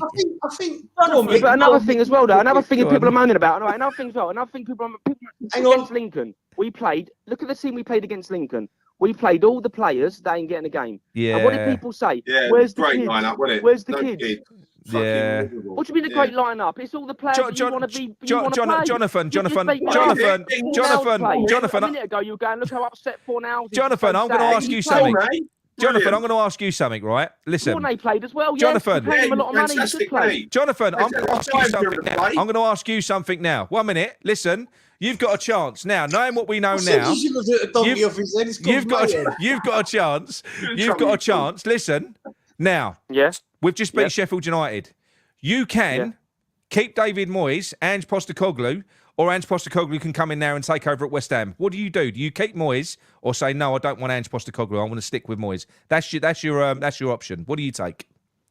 Well, I ain't got my tongue up Ange Postecoglou's arse. I'm asking you a question. You keep Moyes. Yeah, but why would I get rid of somebody that's got us 13 points out of 7 games, beating 2 fantastic teams? Hang on, mate. We're top of our European group. I don't understand why. Hang on. Go on. Let Micky have it. Let Micky have it. Am I right in saying though that you used to be a Moyes at?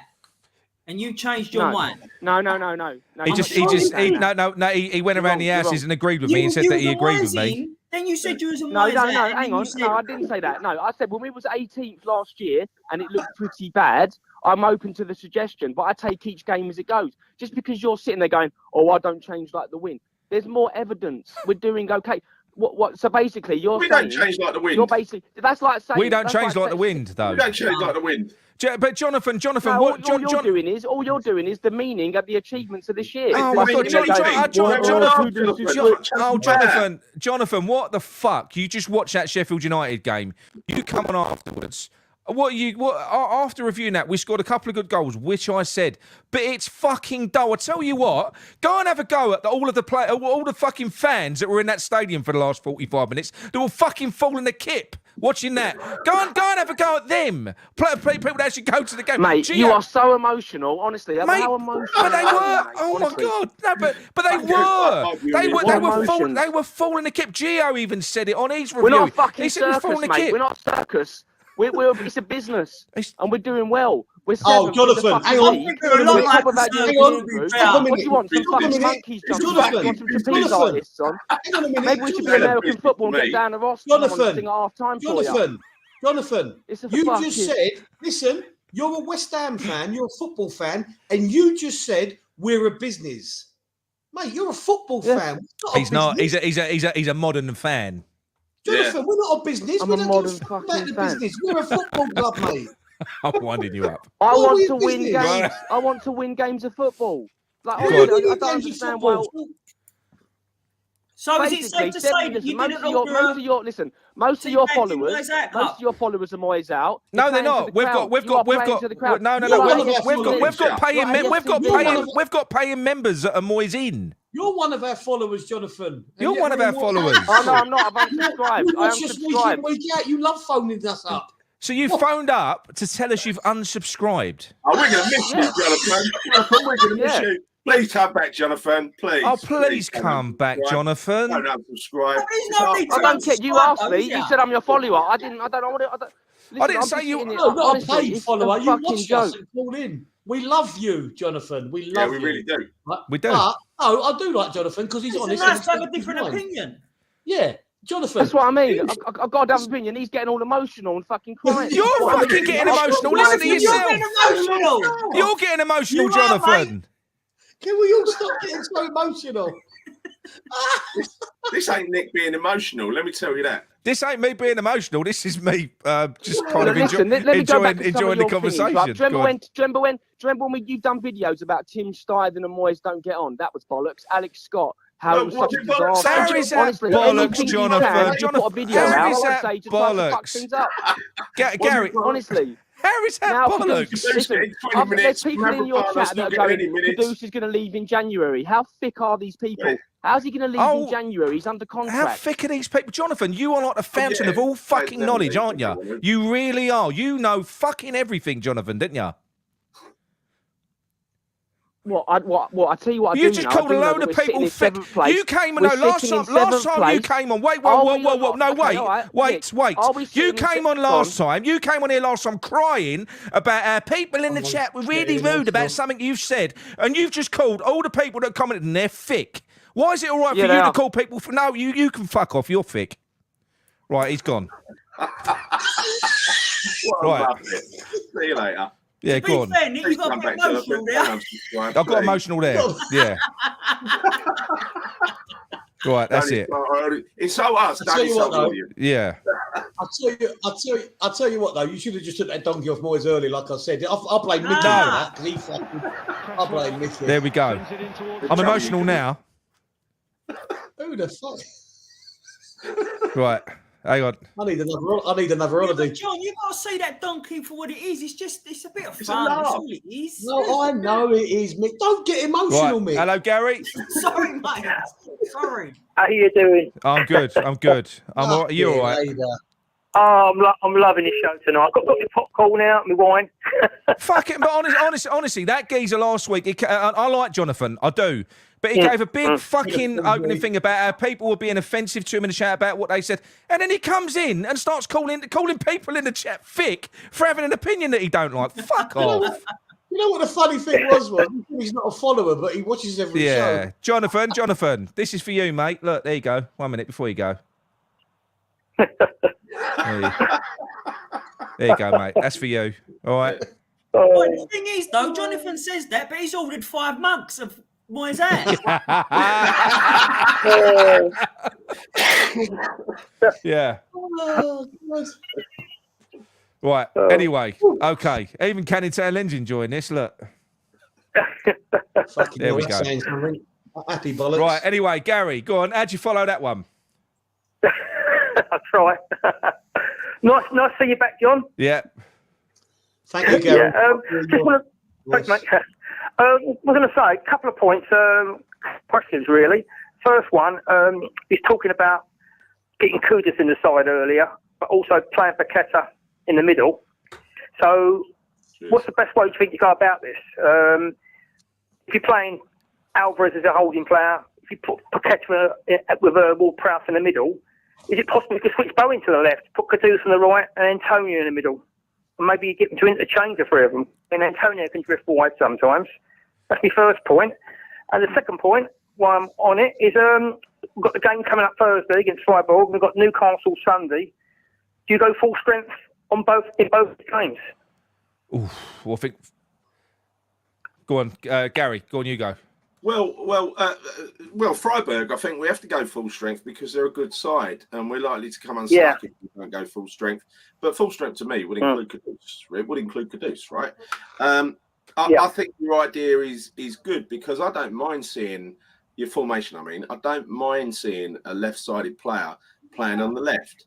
That goes for Kudus as well, even though he's always plays an inverted winger on the right. Why not try him on the left? But that is something that's not tolerated by not just Moyes, but many managers. They just don't like it. That if you remember back when Devo played on the left, he was left-footed. He used to get down the line and cross the ball in. That doesn't seem to be a thing now. Now, if you remember the way Vlasic was deployed, he was right-footed, but he was deployed on the left, and he always tried to get down the line and cross with his left foot badly. So But do you not think? I think that's kind of indicative of the way that we kind of do things. I think, and that's when Antonio says feeding off scraps. Because if you play wingers, traditional wingers, on their strongest side, then you're giving supply to the strikers. And I don't think we generally don't do that. They're like inside forwards, Micky, aren't they? They cut in, and it's about them getting in and shooting. That's exactly what they are, aren't they? Like you can see that with because you've got left footer on the right footer on the left. Yeah. It's what he's set up for. I mean, when Bowen first came into the team, he played on the left, didn't he? Because I think we've got a problem here. We've got this left-sided problem, which I discussed with you last week. That you watch. I'm watching Newcastle the other day. Who was the lad they signed from Everton, the winger? Anthony Gordon. Yes. Anthony Gordon. And I watched him against City, and he's got real explosive pace. But and he can go on the outside. And I think we lack that a little bit. Not on that side. We just lack that sort of explosive pace. Because Ben Ramos, like you say, he's got to cut inside all the time, and it's a problem because he's playing Paqueta on the left because he's trying to accommodate everyone. I know. And it's a bit like the Gerard Lampard thing for England years ago. You don't agree? You don't agree with that, Gary? Do you agree with that? Playing Paqueta on the left, he shouldn't be out there, should he? No, That's because no. Yeah. If he's our best player, surely you play your best player in his best position. Yeah. But the Paqueta trouble should is, take priority, Gary, over everyone, right? He is our superstar. Yeah. He should be the engine room of the team, not shoved out on the left. He runs games as well. When he's in that central midfielder, he runs it. He's like the puppet master. Yeah. There and everywhere. Yeah. Do you mean the puppeteer? This is the trouble with saying. I mean, How in puppet master? The other problem we've got. It's a puppeteer. The job's called a puppeteer. Sorry. His insistence in playing Souček. I know Souček's had a couple of decent games, scored a couple of goals, but then you've got to put Souček into the equation as well. So I just wonder with the Newcastle game coming up Sunday, we've got this game Thursday.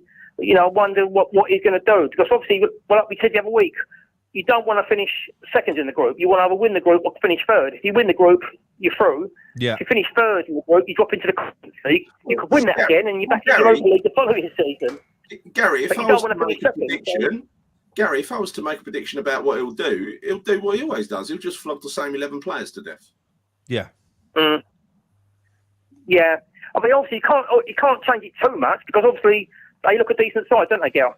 Yeah. Freiburg's going to be a test in itself because, like you say, I mean, we've got no away fans. I mean, we got the job done against TSC, but we didn't find it easy. We didn't find it easy. No. So it's I don't know. I think we've got to try and get something from that. I think he's got to go. Look, we're all right in the league at the moment. So I think would you not rather just kind of go for the Freiburg game? Well, I want to slap Newcastle because last. We're not going to slap Newcastle. We're not going to slap Newcastle, are we? We're not going to slap Newcastle. You got to remember Newcastle got PSG on Wednesday, so I mean they've got a conundrum as well. Oh, 100%, 100%. But yeah, they obviously play a day earlier than we do. That's the only thing. Yeah. And I do. I think his next couple of games. You've got your Villa one. Now, Villa, I mean, at home this season, have been incredible. They've won every home game so far. They've put 4 past and they've put 6 past. They are. But our record against Villa the last 3 seasons under Moyes, we haven't lost with something with 1-5, draw and 1. And it might, the way they play, they do attack a lot. We might hit them on the counter. So the next 3 games, Villa, Everton and Newcastle. How many points do you want? But the way that Villa played against Brighton, that was kind of a masterclass because they came out, they exposed them, they pressed them all over the pitch early on. They got 3 goals up, and then what they didn't play a low block, but they played kind of a deep, patient counter-attacking game. And they just picked him off in the second. They just picked him off in the second half. Emery kind of anticipated what De Zerbi was going to do, and he completely changed the way that the team played in the second half. So I don't think that. Look, that one. I'll be honest with you. If we go and we beat Newcastle and we beat Villa, 2 teams who are really, really fucking right, then do you know what? Then that's something that could definitely alter my stance for this season, because then that proves that there's something in the way that we're playing. You might take the donkey off Moyes' head. Yeah. And then Jonathan will getting 6 points from them too. Yeah. But I'll be happy with 4 points from them 2 games, to be honest with you. Yeah, then we've got the Everton game as well. So, I mean, season's looking good. I mean, it's just disappointing that, how can you put it, we didn't get nothing in the City or Liverpool games when we was in both them games. The only mistakes that cost us in the end. Yeah. But like I said, I think with West Ham, we were talking earlier about who can play Antonio's role. There's not that many that can play. I think one of them is the Villa striker. Ollie Watkins. Yeah, he would have been good. He would have been good. He would be. I think it's about the perfect we could get at the moment. If we could buy anyone now to play that role, I think Watkins would probably fit the bill, wouldn't he? I also like Callum Wilson. When's Ivan Toney back from his betting ban? January. Yeah, but you've got he's going to go for stupid He'll money. go Arsenal or Chelsea or somewhere. He's going to go for a lot. He's going to go for a lot. Yeah. How do you feel about the cup draw, by the way, the Arsenal game? I really want to beat these. Our record against Arsenal over the years has not been good at all. It's terrible. Nick's confident, isn't it? I really want to see us go for that. Against what? Against Arsenal in the cup. No. Arsenal, that's different. I'm confident in that one. I think they've got bigger fish to fry. I think that's going to be a passionate game. I don't know, because I mean what I said. I think that the fans in that place, we can affect the team. I do believe that the fans are going to be up for that, and I mean it. I don't want any targeting of Declan Rice. I'd rather we just ignored that he was there and just focused on that. But I think it's going to become a rivalry now. I do, and I think they're going to get similar treatment. Those fans and that team, they're going to get similar treatment. It's going to become like the Tottenham game. And whenever we play Tottenham, we've got a chance because it bleeds into the team. It does. They know. They can tell. The players can feel it. I think you're right there. I think it's elevated the rivalry, isn't it? Yeah, it has. Definitely. But I really want to beat them. I mean, certain teams, we haven't beat Arsenal for a while. I think the last time we beat Arsenal was when Declan Rice scored for us to beat them 1-0, wasn't it? A couple of years back. Yeah, I think it was. The last time we beat them. Yeah. Well, I just feel. Don't you just feel like with Arsenal, like John, Micky, Gary? Don't you just feel like it's kind of a historic thing? Like whenever we play Tottenham are a good team, but we always feel like we got a chance against them because we don't respect them. We go, and with Arsenal, it's almost like a generic acceptance from fans, from the club, from everyone else. Oh, it's Arsenal. You kind of. It feels like you roll over against them sometimes. I'm sick of it. A lot of big teams are like, it's not going to go down well, but I fancy that. When it's a big team, I do think that we often roll over. Yeah, I can't help it, but especially Arsenal. I've got to say that. Fuck Arsenal. I'll be upset if Moyes doesn't. I'll be upset if Moyes doesn't go full strength against Arsenal because it's a night match as well at home. It's on Sky, and I really want to beat them. This has to be a cup that we target because I don't care what anyone says. Okay. this season, especially at the top, it's going to be incredibly difficult to qualify for Europe through the league, right? It will be. Okay, I'm not expecting that. So, and this cup, you know, I think the final's in February, and there are, and a lot of the big teams have gone out. Hardly any of them take it seriously as well. So it gives you who's gone? City, Tottenham, mate. There's loads that have gone out. Newcastle are playing Liverpool, aren't they? Man United, yeah. Is it so if we can get through Arsenal, maybe one of them gone as well. Is it Man United, Newcastle? Man United, Newcastle, but a lot of it. So one of them are going to go out as well. But the good thing is, a lot of these teams, and this is what I don't want us to do that, because look, we're safe in the league now. We're never going to be at risk of getting relegated this year. There's some shit in the league this year. We can concentrate on those cups, and that one, because a lot of the big teams that are in it, they don't take it seriously. They put out their fucking B teams, don't they? That's what they do. Oh, and there's 4 little teams, like little name teams, still left in it. So I think if you get through to the quarterfinals, you've got like a 50% chance of getting exactly a decent tie. Yeah, I think so. It's a good chance for a good run. And the thing is, you imagine if you win a cup in February, you can proper just go on and enjoy the rest of the season. Then, you ain't got to worry. Then you can just you can. So I hope he does, and that one. And this is the thing. People getting mixed up. Listen, I'm not Moyes out. I associate Moyes with the style of football that we play. If Moyes changed, John, if the style of football changed and we started playing football that I did genuinely enjoy, I'd have no reason to moan. No. Yeah. No, I wouldn't. No. Well, you'd find something. End of the day, look, Nick. End of the day, everyone's got their own opinion. Everyone's got their own opinion. Everyone likes different styles of play. You know, I think what Jonathan was saying was, you know, I'm not taking sides here at all. But I think what Jonathan's saying, he puts the result first, I suppose. And you know, end of the day, I must admit, some of the old West Ham sides of the past, even some of the Redknapp teams, as much as it's entertaining, there was times away from home we got slapped a couple of times quite heavily. But you're right. But Gary, Jonathan's mistake is, which is what a lot of people's mistake is. It's fine to have that opinion. He isn't wrong. I'm never saying he's wrong. To get there, to think like that, to admire that style of football, to just want the result, it's fine. Your problem comes when you start attacking people that have got a different fucking opinion, and that was a full on attack.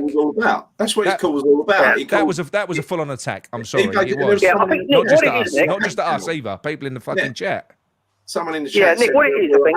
What it is, I think also I think it's a generational thing as well. You know that other lad you had a chat with once? I think it's West Ham Online. I mean, he's been on talk, and he's very much Moyes in, and he's a younger fan. And I think what it is, I think some of the fans, and I know the guy at Meet 20 TV, he says the same thing. He's on the same channel. And what he was saying is, the last 3 years, whatever you think of Moyes and his style of football, putting that to one side, there's no doubt about it. The last 3 seasons, we've got won the trophy. We've got the semi-final of the Europa. You can't deny the facts. I've always said that. You can't deny that. The younger fans are not used to that. But you can't deny the facts, right? And if this is what people don't get. If David Moyes was to say he went shit now and he got the sack after 5 games, and we lost 5 games on the spin, and he got the sack, that wouldn't be me being proven right. That wouldn't mean that David Moyes has failed, because he has not failed. He's done well since he's been here. He's won us a cup. I can't be proven right. I just want to see. I think he was, and he has been a success. Yeah. He has been a success, and that's what I mean. It ain't about me being proven right. It's about what I enjoy on a fucking football pitch. And although this has been good and it has stabilised us, and David Moyes has done a good job there, I don't want this forever. I want us to move on now. And it will do. Yeah. You know, that's kind of what I want. But you're allowed to think what you want, and you're allowed to like Moyes or not like Moyes, like the football, not like the football. Yeah. It seems to be with certain people's minds, it is illegal to dislike. I don't dislike Moyes. I will never hate Moyes. It's a style of football. It's a style of football I don't like. And it took me longer than most to get there, because I was happy with the results, and we was being successful, like Gary from Romford says. You know, we have been successful on paper. But after a while, it just became so mundane that I ended up going for the better of the club, and me watching it week in, week out, going over there.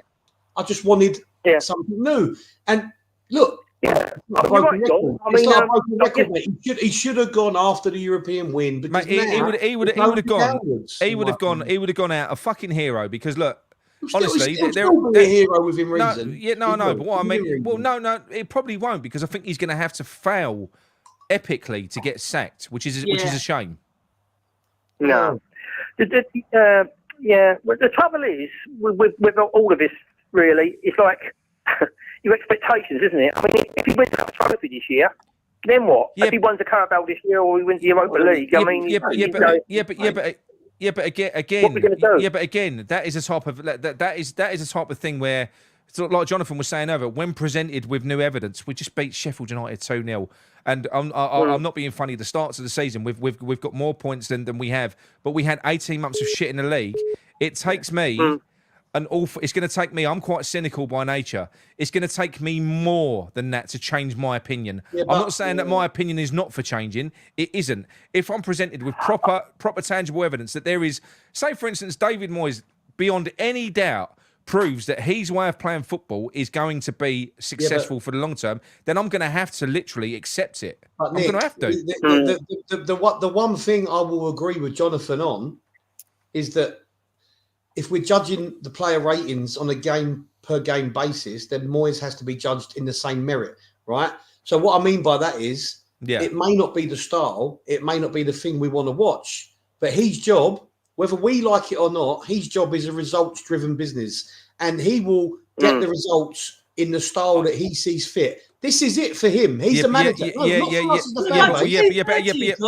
think this channel, like you, Nick, and Gary, and that, I think you are fair when you yes. But he's a fair. We do mark it. But also, John, the way that you're saying, it's a results-based business. It's a business, But you kind of pulled Jonathan up on this point. No. We're talking. No. What I'm saying is, John, we're talking. But what I'm saying is, but we're talking as fans. We're marking as fans. We're talking about what we want from the team. So if you want a business case scenario, go to fucking Sky Sports. They'll give you or Talk Sports. You're misinterpreting. You're my math. I said that's how Moyes sees it. Moyes' business, Moyes' job is to win games of football. Yes, but not all managers are like that, because again, if you go back to managers like who is a breath of fresh air, and I hate to keep going back to him, Ange Postecoglou, he's fans first.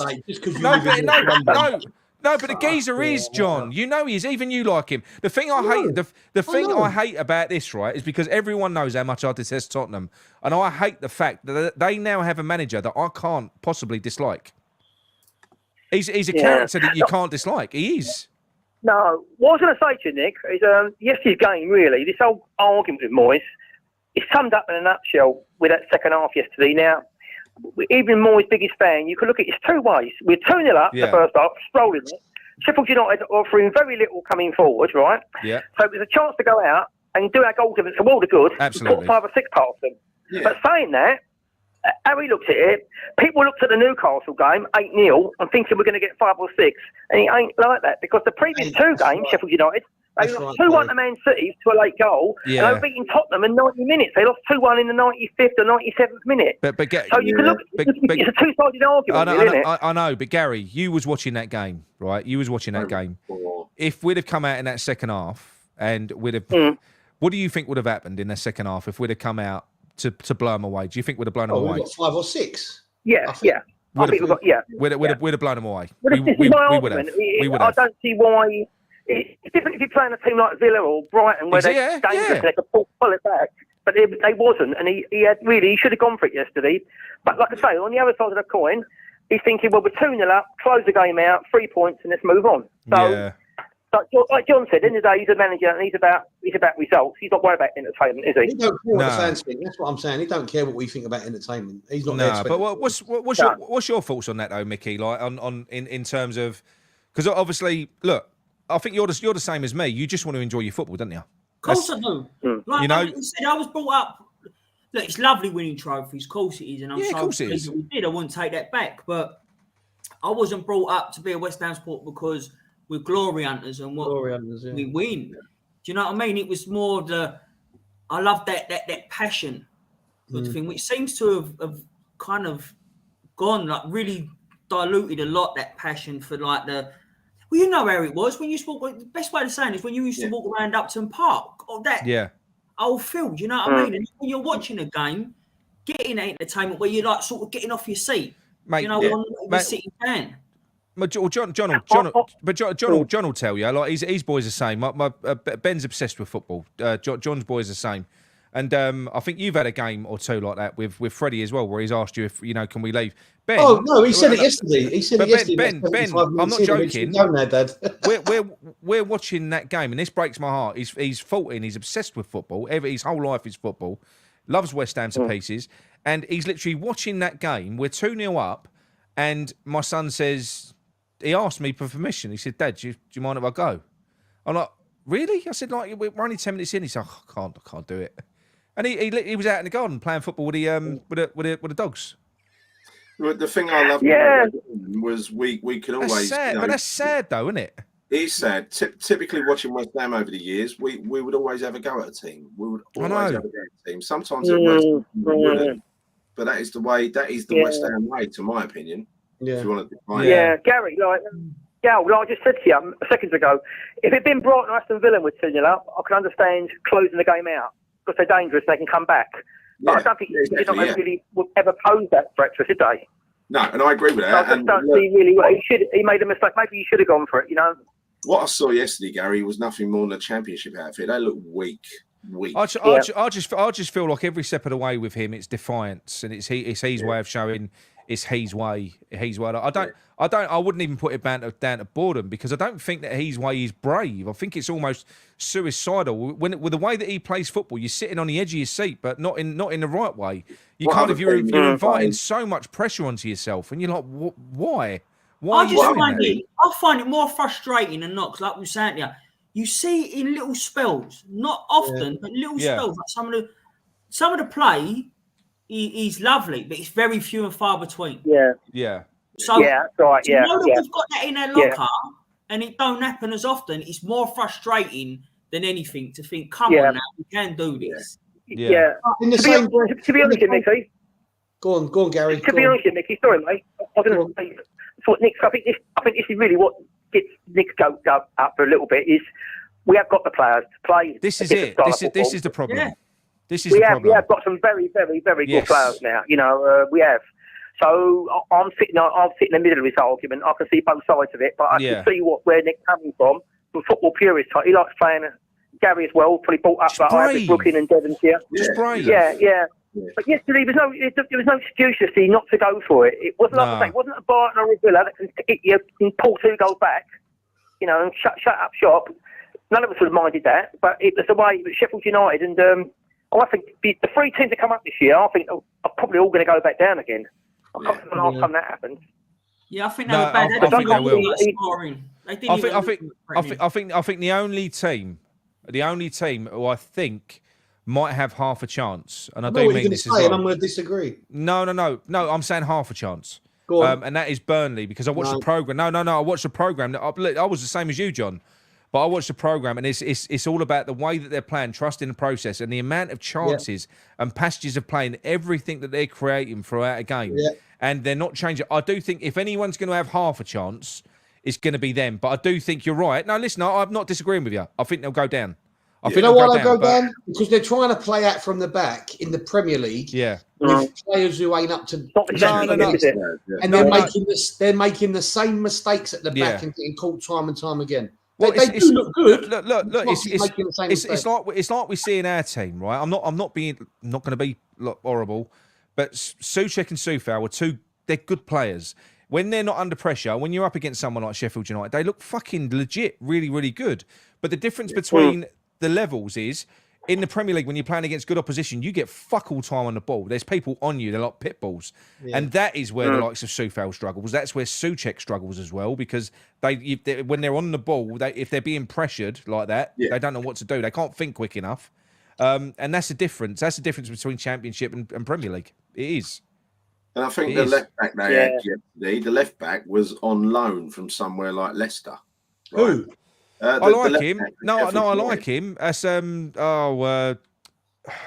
there right back? No, they're left back. Who's up against? Yes.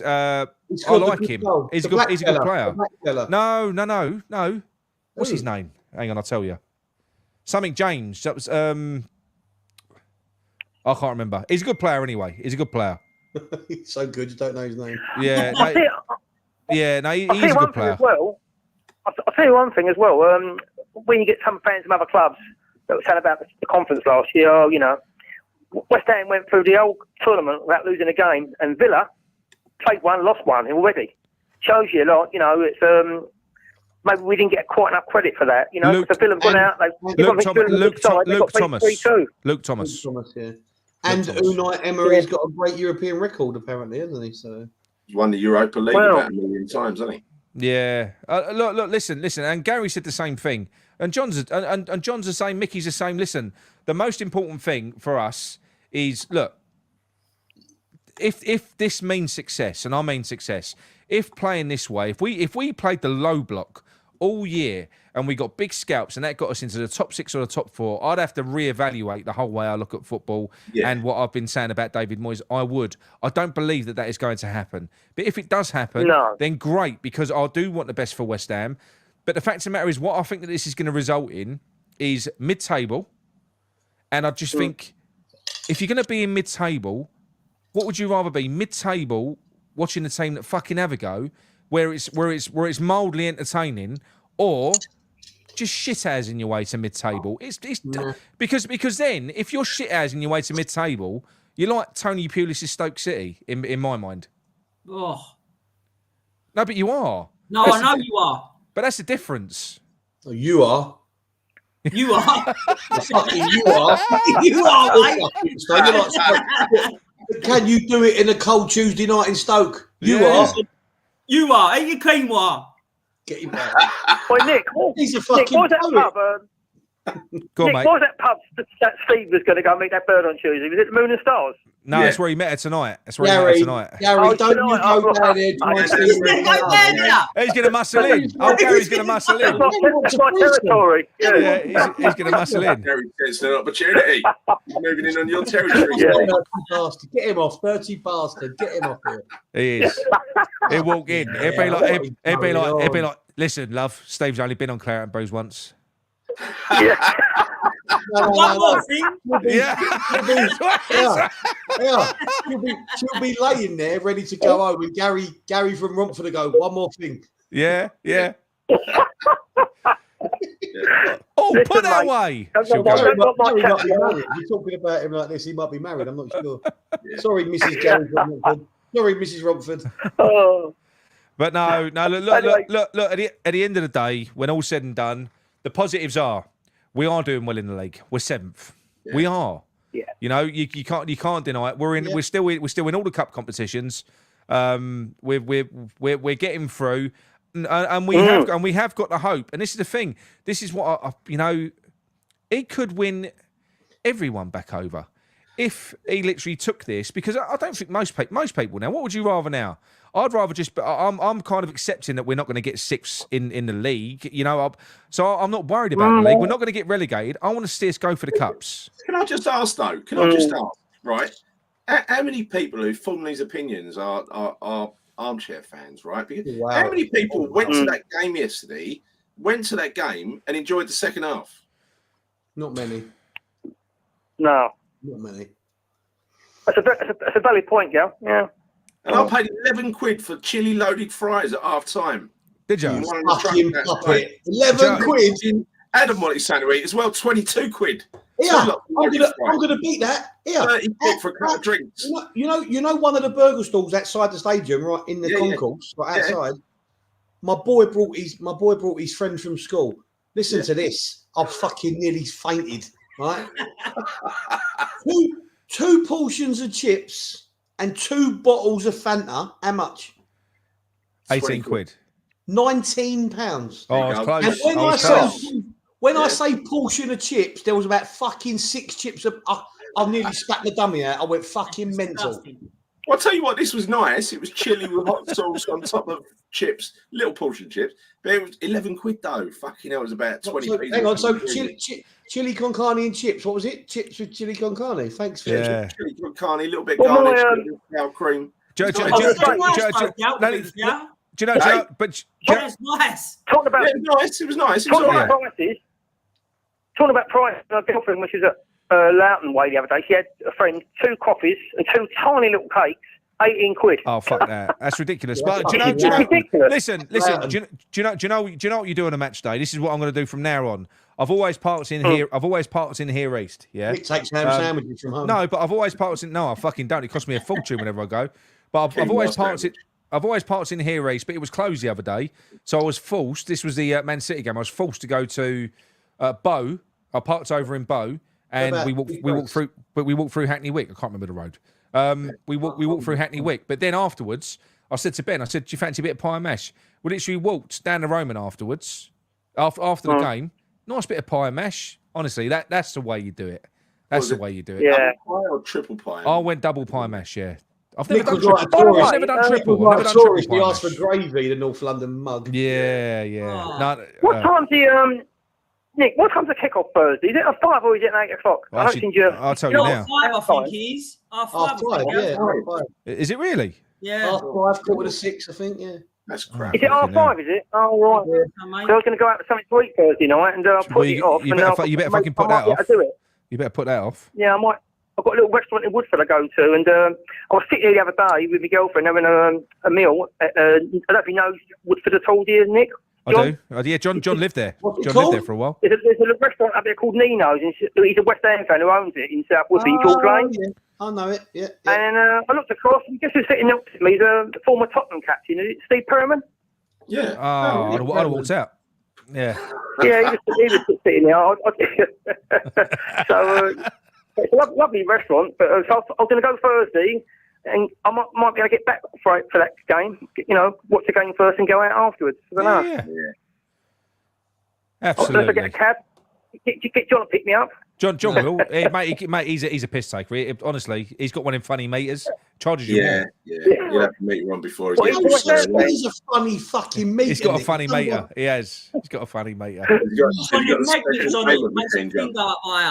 He has. He's got one of them, and do you know he's got the card machine in the back, and one of them crusty, spunky socks over the top of it that no one wants to take off.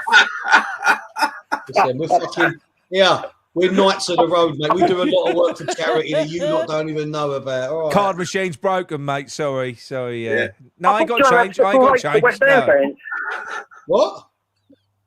I thought John had special rates for West Ham fans. You know what I mean? Yeah, I charge them fucking double because they're fucking thick. Yeah, you thick fuckers. Honestly.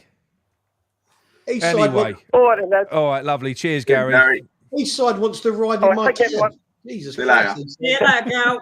See you later, Gal. Cheers, mate. Right.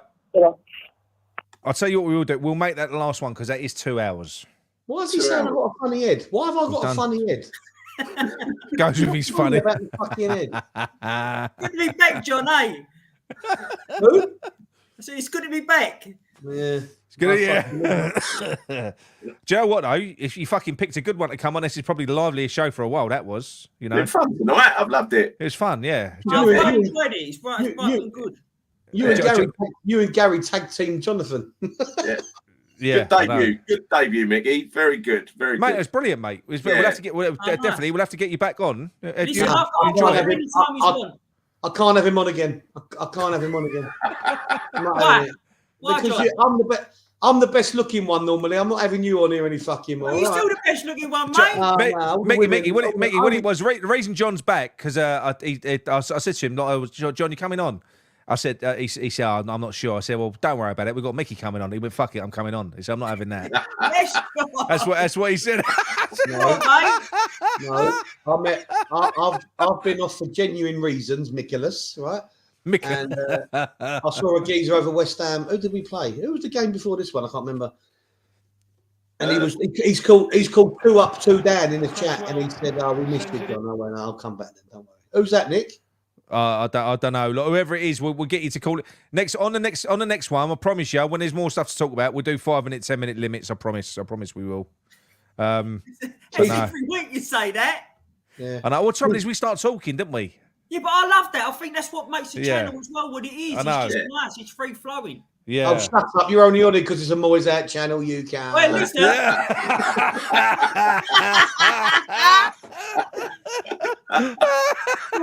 you look like Postecoglou. Fuck off. He's not as good looking as Postecoglou. Nick's going to be, I love Postecoglou. Oh, Postecoglou. Postecoglou is working miracles. That's going to be Steve Tiley on Tuesday next week. Yeah. Postecoglou for the money shot. Anyway, right, that's it. Gary, do you want to close up? Yeah, thanks for joining. So, we've had a few super chats. Have we acknowledged everyone? Can you find them? Can you find I'll them? do it now. Someone sent a £5. You might as well fucking not send it. Well, Hammers fucking Mikey didn't. And where are we? Hammers Mikey. Mikey. In London, mate. I can get a bag of chips for fucking Hammers free. Mikey's definitely coming on anyway. Look, here we are. Shove a tenner in your drink pot, lads. What the fuck is foreskin-faced Moyes' problem with strikers? And the same lame excuse saying that players are not Premier League ready. Kudus looks more than ready. You're telling me what Hammers Mikey's coming on? Yeah, honestly. Didn't he insult us, called us claret and boobs or something? Claret and Moobs. Claret and Moobs. Yeah, claret and Moobs. Yeah. You take his tenner and tell him to do one. That was honestly that was a class call. That was funny. Wasn't it? That was funny. There's 2 others as well, isn't there? Yeah. So we got that one. Cheers, Mikey. Thomas Barnard sent a £5. I was only joking, Thomas. £5's great. Yeah, I'm going to get through it. It's all good. Get about 75p each. Right. So we got. You love this one, John. Then Gazwads. £2 hilarious. Gazwads, mate. Don't waste your breath. Cheers, mate. Thank you very much. You take £1.20 of that fucking Gazwad. Don't listen to him. He's an ungrateful fucking cab driver, right? Well, he is. You pack of nuts, wasn't it? Honestly, they're from fucking Whole Foods, mate. If you leave John's cab without giving him a tip, he starts fucking driving before you've even left the thing. He does. He tries to kill you. People don't tip you. People do not tip anymore, type fuckers. Swebbo, absolute comedy gold, lads. I was going to go to bed, but that was brilliant. Cheers. Thank you very much, mate. Comedy gold, but he gives you peanut money. You know what I mean? Makes no fucking sense, does it? Shut up, John. Right. Thomas Barnard, thank you very much. You're a gentleman. You're a gentleman. Thank you very much. Listen, John. Yeah. Where's the sponsor, Nick? Where's the tea and coffee guy? A tea and coffee. Oh yes. No, should we do it? Because we haven't done it for this one. Let's do it. Gary, Gary, I think you'll be a far better salesman than me. Well, no, I think I made my first order the other day to the Kent and Sussex Tea and Coffee Company. Very interesting.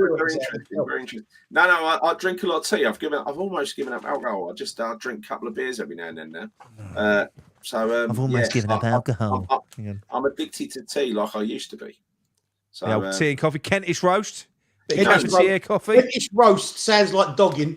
If you like your English breakfast tea. But you know what I will say? If you're just a normal tea drinker, if you're not a normal tea drinker, you drink your PG Tips, your fucking Pluckley or your Tesco's own brand like John. Tea. No.